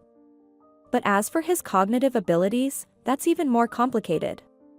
You understand, right?" Gerald fell silent, gathering his thoughts. Why did this happen? Who's to blame for him being born like this? He finally exhaled. "There's no one to blame," the doctor shook her head. "But you and your wife need to undergo genetic testing to determine your predisposition to hereditary diseases. It will help the doctors understand how to treat the child, of course, if you decide to keep him." Gerald took a labored breath. He felt suffocated, and his head was spinning. Everything that was happening felt like a terrible dream. He couldn't believe that the long-awaited and joyous expectation had turned into this tragedy. "You need time, I understand," the doctor said, rising and walking down the corridor toward the elevator. The results of the complex genetic tests arrived 3 weeks later. During that time, Isabella and Gerald's baby remained in the clinic. His underdeveloped lungs prevented him from breathing on his own. Isabella had been discharged a long time ago, but at home, she lay more and more, gazing at the ceiling or smoking on the balcony. "Isabella, let's go, have something to eat," Gerald urged her. But his beloved withdrew into herself and remained silent, rarely reacting to anything happening around her. She didn't even come out when the doctor, whom Gerald invited to their home, arrived, locking herself in the bathroom. Tell him to go to hell, she snarled angrily from behind the door, and heavy silence fell once again. She definitely needs antidepressants. I'll write you a prescription, the doctor said, leaving. The doctor issued the necessary documents. Try to persuade her to take them after all. Otherwise, her condition will only worsen and may develop into a prolonged depression, the doctor advised. But isn't she already depressed? Gerald shrugged. Right now, she's experiencing postnatal stress, complicated by the baby's condition, the doctor stated. We need to monitor and control her. On the same day, they received a call from the clinic, inviting the parents to meet with the head of the department. Well, what's the situation? Is there any hope? Gerald asked from the threshold as he entered the doctor's office. Hello? Where is the patient's mother? The gray-haired elderly doctor adjusted his glasses and looked at the man. She couldn't come, Gerald replied, averting his eyes. She's feeling very unwell. All right. For some reason, the doctor's expression grew even more serious, and he asked, Are you already the official father of the newborn? Have you received the birth certificate? Yes, Gerald nodded. They asked me to bring it when they called from here. Good, the doctor nodded in satisfaction. Now I can discuss everything with you as the legal representative. However, it's better if you personally familiarize yourself with the obtained data. With a quick and nimble movement, he placed the stapled sheets in front of his visitor. Please read it. I hardly understand anything here, Gerald admitted after a few minutes of careful study of the document. His eyes were blurry. Reference values, prothrombin indices, erythrocyte sedimentation rate, some mysterious alleles.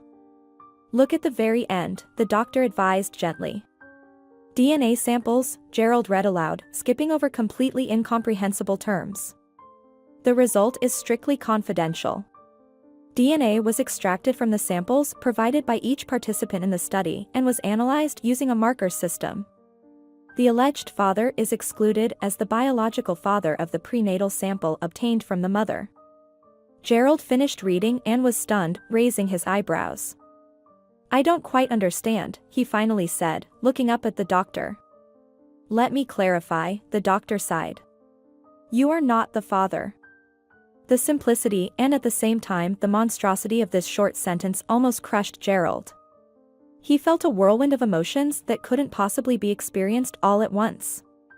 Shame, anger, sadness, relief, pity, and probably much more, but at that moment, he couldn't analyze his feelings. He simply repeated the doctor's last words like an echo. Not the father? No, the doctor shook his head. Unless someone else provided blood samples for you. I provided them myself. Gerald almost shouted in desperation and immediately realized that his intense reaction was inappropriate. However, the doctor looked at him with sympathy rather than concern. It's all right, Gerald Taylor. You're not the first, so to speak, and you won't be the last. As a man, I understand you very well. Thank you, Gerald mechanically replied and stood there, not understanding what to do next. The doctor understood everything, but he did not.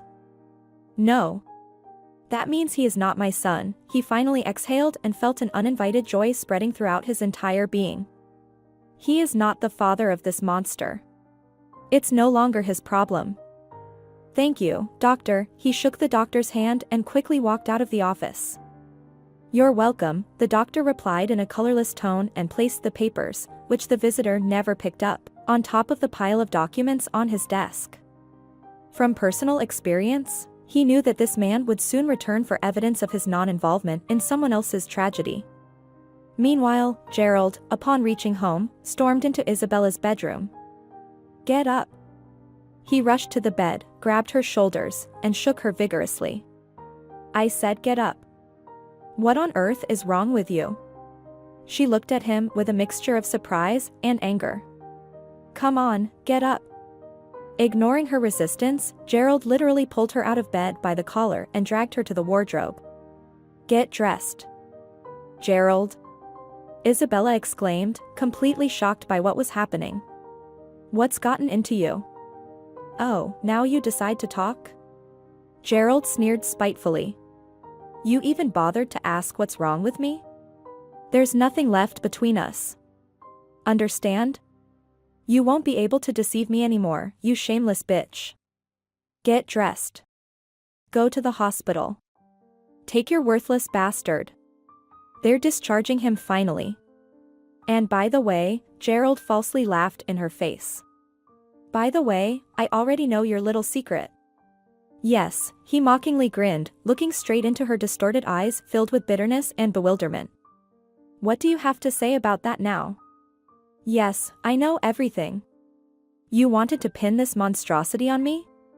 You must be such a despicable creature. Fine if you tried to pass off a healthy child as mine, but this abomination?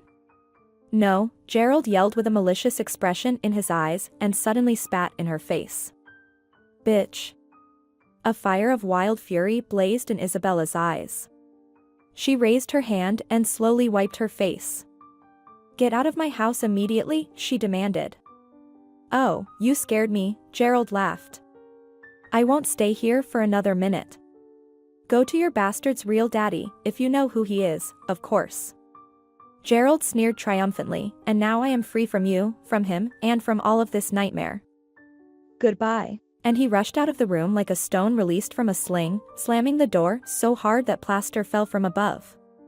Isabella, still sitting on the floor near the wardrobe, doubled over in convulsions that gripped her entire body. How can this be? She angrily and demandingly asked the same doctor, shaking the research papers in front of his face. I am absolutely certain that he is the father. I haven't been with anyone else, do you hear me? No one else. How dare you claim that some dubious tests are more truthful than me? Calm down, woman.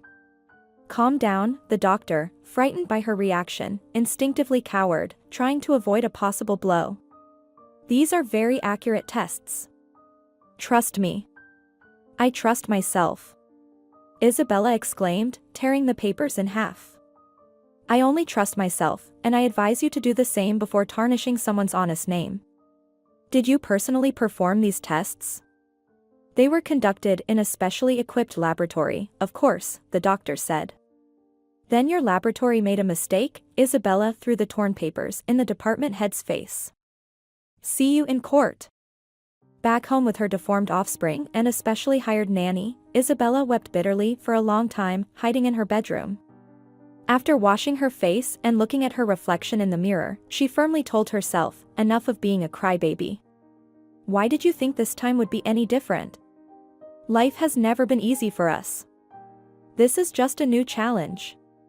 But luckily, I have the strength and resources to try to cope with this disaster. The biological father abandoned him, and the whole world will abandon him too if I don't help him resolutely. She went downstairs to the yard, where the indifferent nanny was rocking the stroller on the veranda and reading a softcover book. Meanwhile, Gerald, feeling relieved, went through a wild spree. He had never gone to such extremes before. His friends and companions were already starting to take decisive measures when one fine morning, he appeared at his office, clean-shaven, and wearing a fresh shirt. After gathering everyone for a meeting, he said, So, here's the deal. I'm leaving Lenny in charge indefinitely. All pending matters and other business will be handled by Lenny. I'll be working remotely. Today, exchange the bank cards with Lenny for the right of the first signature. If something important comes up, call anytime. Where are you going, Gerald Taylor? Even his super responsible and meticulous assistant, Monica Edwards-Denisovna, shed tears. I don't know yet, he shrugged and left the office. Since then, no one had seen Gerald personally for almost 3 years. Where had he been all this time? What was he doing? No one knew, not even Lenny. Nobody dared to ask during the short video communication sessions, and various rumors circulated. Some said he rented a villa in Italy to heal his emotional wounds. Others claimed he obtained residency in Israel and was living a carefree life. There were even rumors that he joined the French Foreign Legion and was fighting somewhere in the desert sands against Arabs. Vanessa sat on a bench in the city park, laughing as she watched the children playing in the sandbox. Careful, Ralph. Be careful, sweetheart. Don't throw the sand too high, you'll get it in your eyes and others too. Oswald. Why are you just sitting there? Come on, let's build a sandcastle. Remember how we practiced? 3-year-old Ralph approached his brother and handed him a little shovel. Here. Oswald, who looked slightly younger than Ralph, awkwardly took the tools and nodded. Thanks. Use the yellow sand, Ralph advised with the air of an expert. It's the prettiest. Just don't eat it like last time, sand is tasteless, remember? Yeah, Oswald agreed, nodding again. Taking the shovel, he twisted the handle oddly and began filling the mold with sand. It was a difficult task for him, but he put in great effort, panting and grunting until he finally accomplished the task. With a smile that resembled more of a grimace, the boy proudly said, "Done." Well done, Oswald. My clever boy. Vanessa praised him. Now make one more. I'll take a picture of you with them. We'll show it to the doctor, okay? Okay, Oswald replied, reaching for the little shovel once more. Hello, Vanessa, a voice came from behind, and the woman turned quickly, recognizing him. Hi, she smiled, quickly overcoming her surprise at the unexpected encounter. What a surprise. Indeed. Gerald agreed. I thought you had only one child, you said so yourself. But now I see that you actually have two. The second one is not mine, Vanessa smiled again. Or, well, biologically, he is, but he's adopted. She calmly looked at her ex-husband, exuding such peace that Gerald felt a sharp pang of envy. Can I sit with you? He asked. Of course, she scooted over, making more space, and then immediately called out loudly, No. No. Oswald, don't break the sandcastles. We're going to take a picture of them now. Sorry, she said hurriedly, getting up from the bench and walking to the sandbox. Gerald remained seated, observing how skillfully she managed her little ones. From the outside, this scene seemed so ordinary and at the same time so endearing that tears welled up in his eyes. These could have been our children, Gerald thought to himself, and in frustration, he clenched his jaw so hard that the muscles in his cheeks started twitching. You have to keep an eye on these rascals, Vanessa said with a soft laugh, returning to the bench and brushing the sand off her jeans. Her eyes sparkled, her cheeks flushed, and she looked so beautiful and familiar, just like before, that it hurt Gerald's heart. Tell me, how have you been? He asked. You probably got married again? No, Vanessa laughed. I don't want to step on the same rake twice. I'm sorry, she smiled apologetically, but I don't hold a grudge against you. I'm happy now. I have my little boys. They are everything to me now. I don't need anyone else. And how about you? I assume you're dating someone? No, Gerald sighed heavily, and lowering his head, he absent-mindedly toyed with the sand at his feet with a little stick. I'm miserable, Vanessa, he said barely audibly and raised his head to look her in the eyes. The woman I was seeing turned out to be a fraud, there was nothing real about her.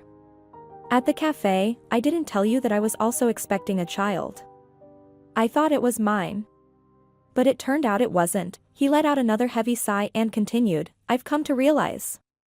I understand now, he whispered, looking at her intently. Forgive me, please, if you can. I forgave you a long time ago, Vanessa said gently, placing her hand on his shoulder. I've long since moved on and overcome everything. Now I have a completely different life, different concerns. It just wasn't meant to be for us, that's all. Do you really think that way? Gerald asked with hope. Yes, of course, Vanessa nodded. Don't be so hard on yourself forever.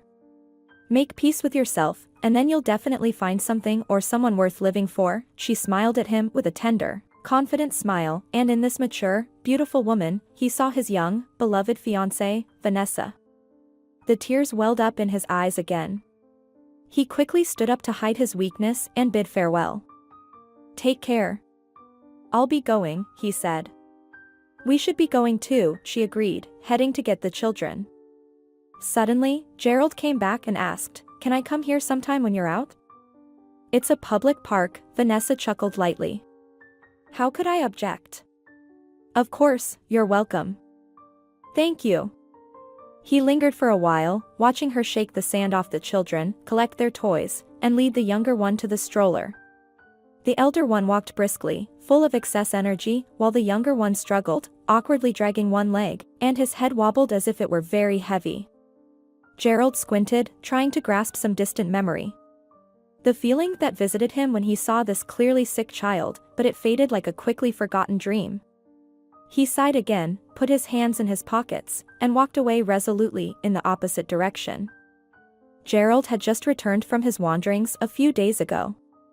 During the years spent in foreign lands, he had come to understand that his short-lived life with Isabella was nothing more than an attempt to escape from a pressing problem. Bright, striking, and initially enigmatic, Isabella shattered his masculine ego. She drew him in like a careless insect attracted to a predatory tropical flower, drained all his vitality, and spat out an empty, unnecessary husk. At least, that's how he felt. To recover and realize what had happened to him, he spent those years far away from his homeland. Where had he been all these years? First in Alexandria, where he had been drawn since his youth. Ever since he first choked on reading Thais of Athens. There he spent a couple of months before traveling to Italy, then to Greece on Corfu. He then visited misty Albion and traveled almost all over Europe. He gained a wealth of new experiences and was on the verge of settling permanently in some forgotten village on one of the Greek islands. He even found a house, but, at the last moment, a yearning for his homeland overwhelmed him, and he desperately wanted to see Vanessa again. Gerald couldn't resist his desire, so he cancelled all his plans and returned home on the next flight. Thankfully, at work, everything remained the same. This part of his life, which brought him consistently good income, kept him afloat and prevented him from sinking into despair when everything else collapsed. He settled in a hotel since he hadn't decided yet whether he would stay or leave again after some time. Just the other day, he randomly went to visit Vanessa, and his feet led him to their old apartment. He pressed the doorbell, and although he heard the familiar muffled sound, no one opened the door. After standing there for a few minutes, he almost turned around to leave, but then the ever-present elderly neighbor appeared in the stairwell. Gerald? Is that you? It's me, Mrs. Robinson. God, I never thought I'd see you again. I'm half in the grave, always sick. Mrs. Robinson had been half in the grave as long as Gerald could remember. Can you tell me if Vanessa still lives here? She's here, the old woman nodded happily. Where else would she go? But I remember she went away for a while. Let me think, she mumbled, moving her lips as she counted something. It's been about 2.5 years, I think. But she returned in the spring. She has 2 children now. You should go to the park, Gerald. They're always there at this time. So Gerald found them that day, thanks to the grandmother's tip, and ever since, he couldn't stop thinking about Vanessa every minute. He managed to wait for nearly a week out of propriety before heading to the park again. It was midsummer, and the heat was scorching, making his shirt stick to his back. There was no sign of Vanessa and the kids near the sandbox, which disappointed Gerald. He thought he wouldn't see them today. However, as he walked along the alley of old linden trees, he accidentally stumbled upon a fountain teeming with kids of all ages. That's where they were. Vanessa sat with sick Oswald on the edge, holding his hands to prevent him from falling. The boy stood knee-deep in the water, laughing joyfully, splashing his legs and spraying water all around. The second child wasn't easy to spot in the lively crowd. Just then, the automatically activated jet sprayed water upward, and the air filled with enthusiastic shouts. Hello. Gerald greeted Vanessa as he approached. How are you doing? Oh, hello, she responded, using one hand to support her son while brushing away the wet locks clinging to her forehead. Could you, Gerald, look after Oswald for me? Instead of putting him in the stroller, I'll find his brother quickly, as it's time to go home. Of course, Gerald said. Will he cry without you? No, Vanessa assured him. Besides, I won't take long. Look, Oswald, this is Uncle Gerald. He's nice. Play with him for now, okay? I'll find your brother and be right back. She left along the circular ledge, scanning among the jumping kids for her Ralph, and Gerald was left alone with Oswald. Hello, he said to the boy, taking his hand and winking, unsure of what else to do with such a small and limited movement child. Hello, the boy struggled to say, gazing attentively at the unfamiliar uncle. Hello, he repeated once more and suddenly smiled so openly and genuinely that Gerald involuntarily smiled back. You're so funny, he said to his temporary ward. Do you like swimming? No. Oswald is afraid, the boy said, amusingly stumbling over his words. Afraid, water. No need to be afraid of water, Gerald winked at him again. It's not scary. Look, the other kids are having fun swimming. They enjoy it. Yes, Oswald agreed. But Oswald is afraid. Let's go, I'll carry you, Gerald unexpectedly suggested, not knowing what made him say that. Would you like that? Yes, the boy said seriously. That's the spirit. The man easily lifted the almost weightless child and placed him on his shoulders. Hold on tight, he firmly held Oswald with his hands, controlling his own body. Let's go. He waded through the water, ignoring his wet trousers, straight to the center of the fountain. There, under the intermittent splashes and shimmering jewels in the bright sunlight, sudden strong streams covered them. Ah! Oswald shouted, and Gerald already scolded himself mentally, thinking the child was very scared. But instead, the boy kicked his legs and tapped on the man's chest, exclaiming unexpectedly, "Hooray! Hooray!" They went around the water structure twice before Gerald realized it was probably enough and turned back. Surprised and slightly bewildered by their absence, Vanessa laughed and waved at them from the edge. When she saw Gerald coming towards her, she said, "Oh, my goodness, Gerald. You're all wet. Did Oswald not get scared at all?" She skillfully picked up the happily laughing little boy and kissed his wet cheeks. Nonsense, in a couple of minutes, I'll be dry, Gerald told her, climbing out of the water. Look how the sun shines. Let's go to my place. At least, you can dry your clothes there, Vanessa suggested, and Gerald didn't hesitate for a second, immediately agreeing. Let's go. Pick me up, Oswald whimpered, extending his weak arms to Gerald. No, Vanessa protested. Uncle is tired of playing with you. Let's go to the stroller. Uncle is not tired at all, Gerald said importantly. Come here, Oswald. Oswald happily took his place on the kind uncle's shoulders, and they all walked home together through the park. Gerald knew this path by heart and could walk it with his eyes closed. They had been strolling here with Vanessa all their lives. In spring, winter, and even during the stormy autumn weather. How he loved those leisurely walks. Here we are. Vanessa placed the older, tired-looking Ralph on the floor and opened the door with a key. Now, let's go to bed. Go to the bathroom for now, Gerald.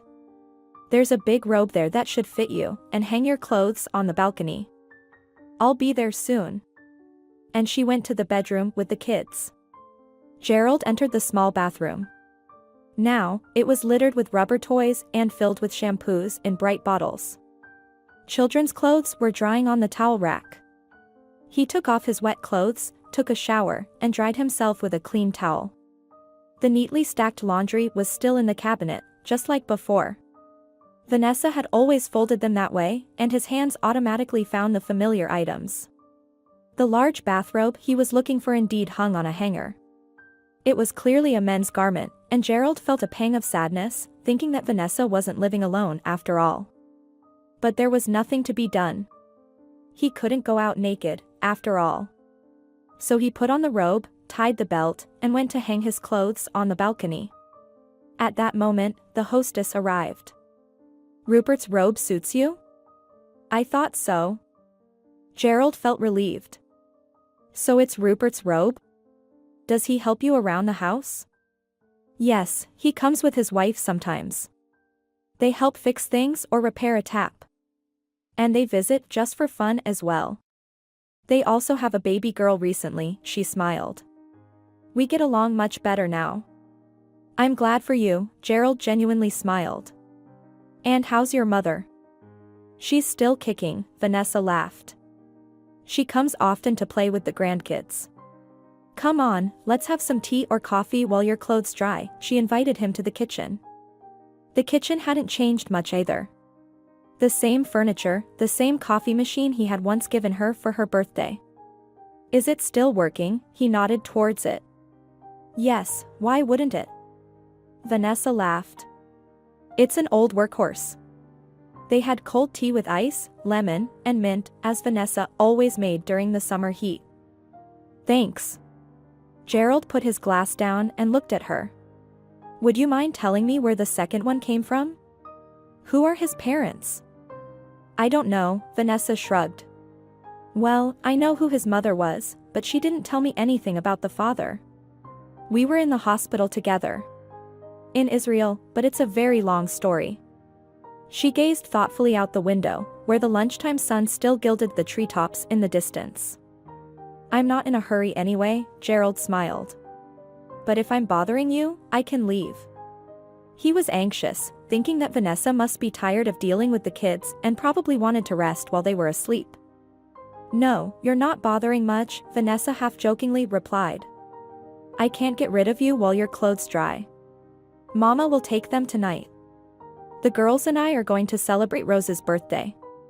Exactly. Her birthday is on the 10th, Gerald nodded. Give her my regards. Sure. She got up and poured them more tea. Actually, the story with Oswald's turned out quite interesting, she began, concentrating, furrowing her brow, and counting something on her knitting needles. Ralph had a medical condition from birth. Without going into unnecessary details, I'll just say that we were advised to go abroad, where they know better how to treat such conditions. In the end, it was really helpful, and now he's completely healthy. She warmly smiled as she spoke about her son. In that clinic where we were in Bylanson, she began, I met this woman. She was so beautiful, but she was also so unhappy. You can't even imagine. It broke my heart to see her with her little son.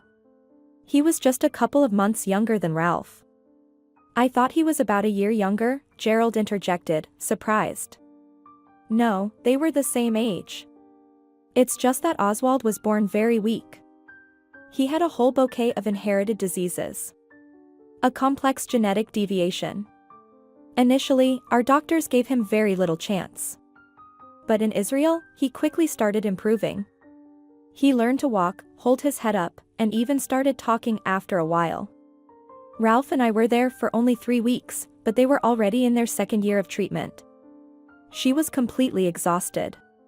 Not just because of her son's illness, but also due to the betrayal of her beloved man. It's such a sad story, Vanessa sighed, still gazing at her loops. When Isabella got pregnant, it was a miracle for her, just like it was for me. The only difference was that I spent several years and a lot of effort to have a child. After a previous unsuccessful abortion, she gave up on getting pregnant and didn't even try anymore. So it was quite a surprise and shock for her to find out that she was pregnant with her beloved man's child.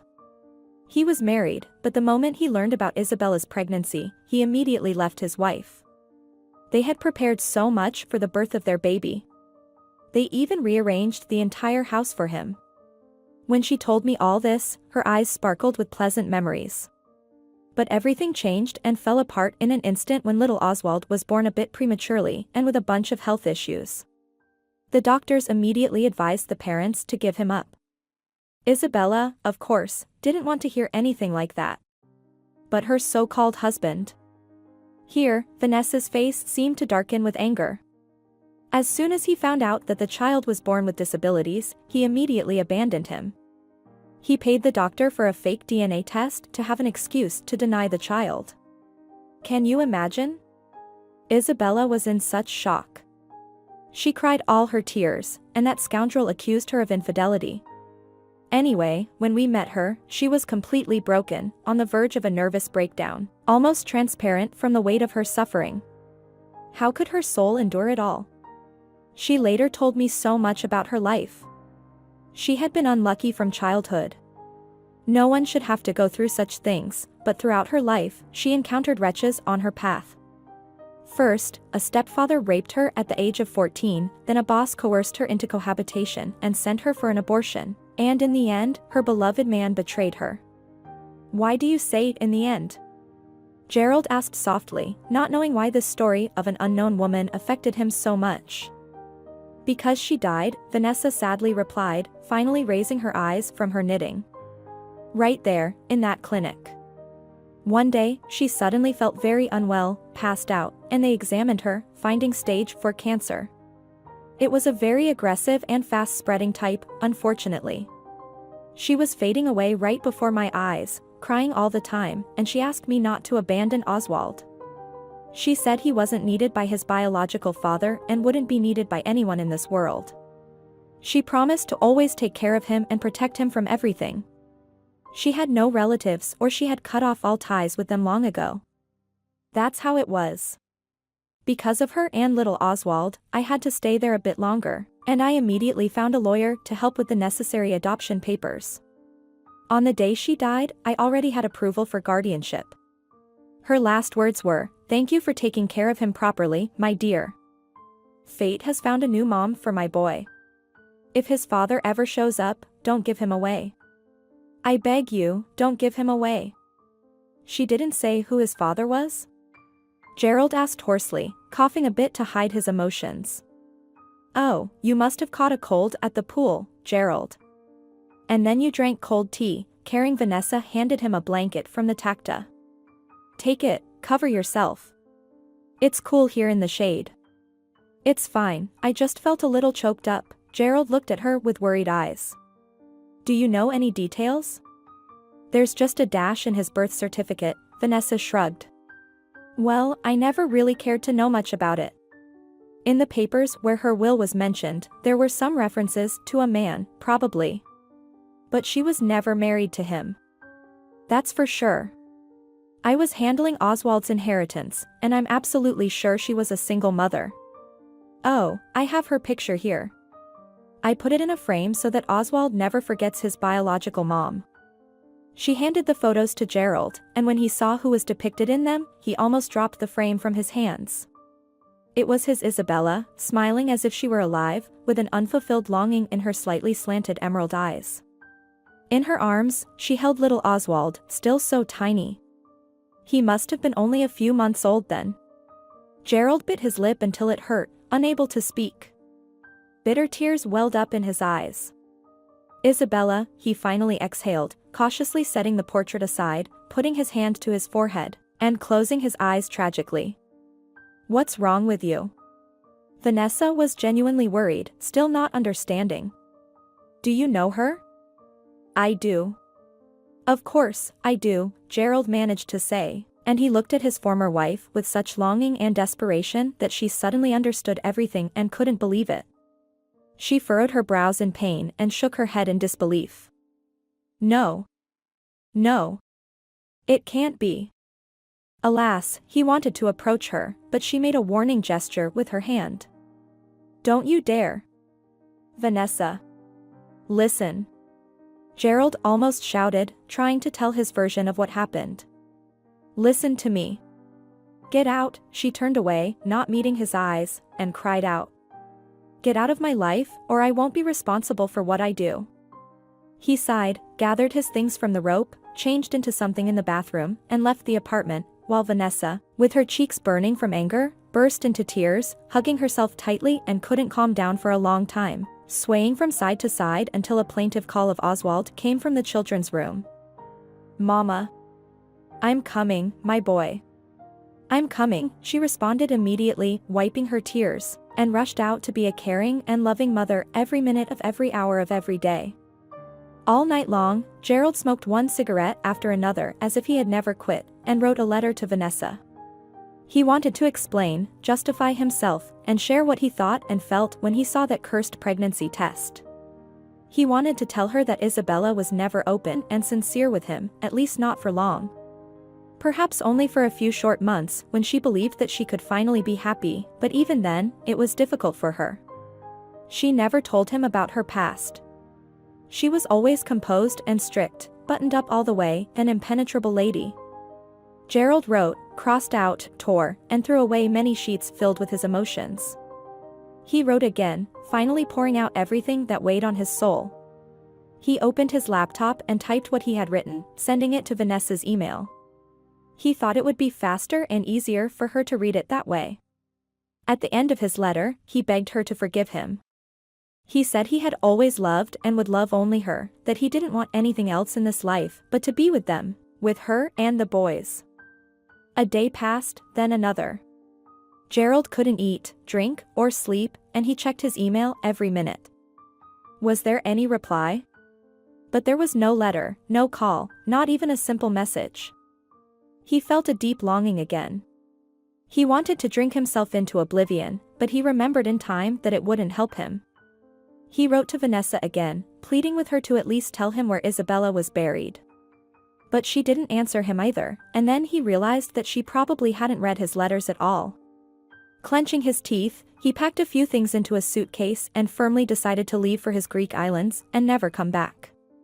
But at the very last moment, when the car he had ordered to the airport was about to arrive, someone rang the doorbell. He opened it without any premonitions. Vanessa stood on the threshold. "May I come in?" "Yes." "Yes," he rushed to accommodate her, flustered, ushering her into the room. "Please, come in." "I read your letter," she said, walking to the window and turning away from him. I, too, felt bitter and sorry for myself. Believe me, but after thinking it over properly, I came to the conclusion that everything that happened to us was predestined, and we can't escape our fate. And also, she slightly turned and looked at him, now that I know everything about you, am I entitled to deprive Oswald of his biological father? Therefore, she said, it's up to you, Gerald. Stay in our lives or leave. What will you choose? Of course, I'll stay, he said fervently, dropping to his knees beside her and hugging Vanessa. Clinging to her like a little boy, he sobbed uncontrollably. Vanessa. My love. Forgive me, please, forgive me. I will never. Come on, she said, gently turning his head up by the chin. Let's go home. The children are waiting for us. And they went. Along the way, they dismissed the taxi driver who had been trying unsuccessfully to reach his inattentive client. Gerald handed him a bill. Sorry, my friend. Not today. The happy taxi driver smiled, looking at them, and said, Get in. Why walk when you can ride? I'll take you there in no time. Not today. Gerald repeated, smiling. Today we'll walk. And they really walked, following the old, familiar route from their student days, across the bridge, past the town hall, and further into their dearest and most beloved corner in the world, where they had been so happy once. And now, with renewed hope that had returned to them, they believed that happiness still lay ahead.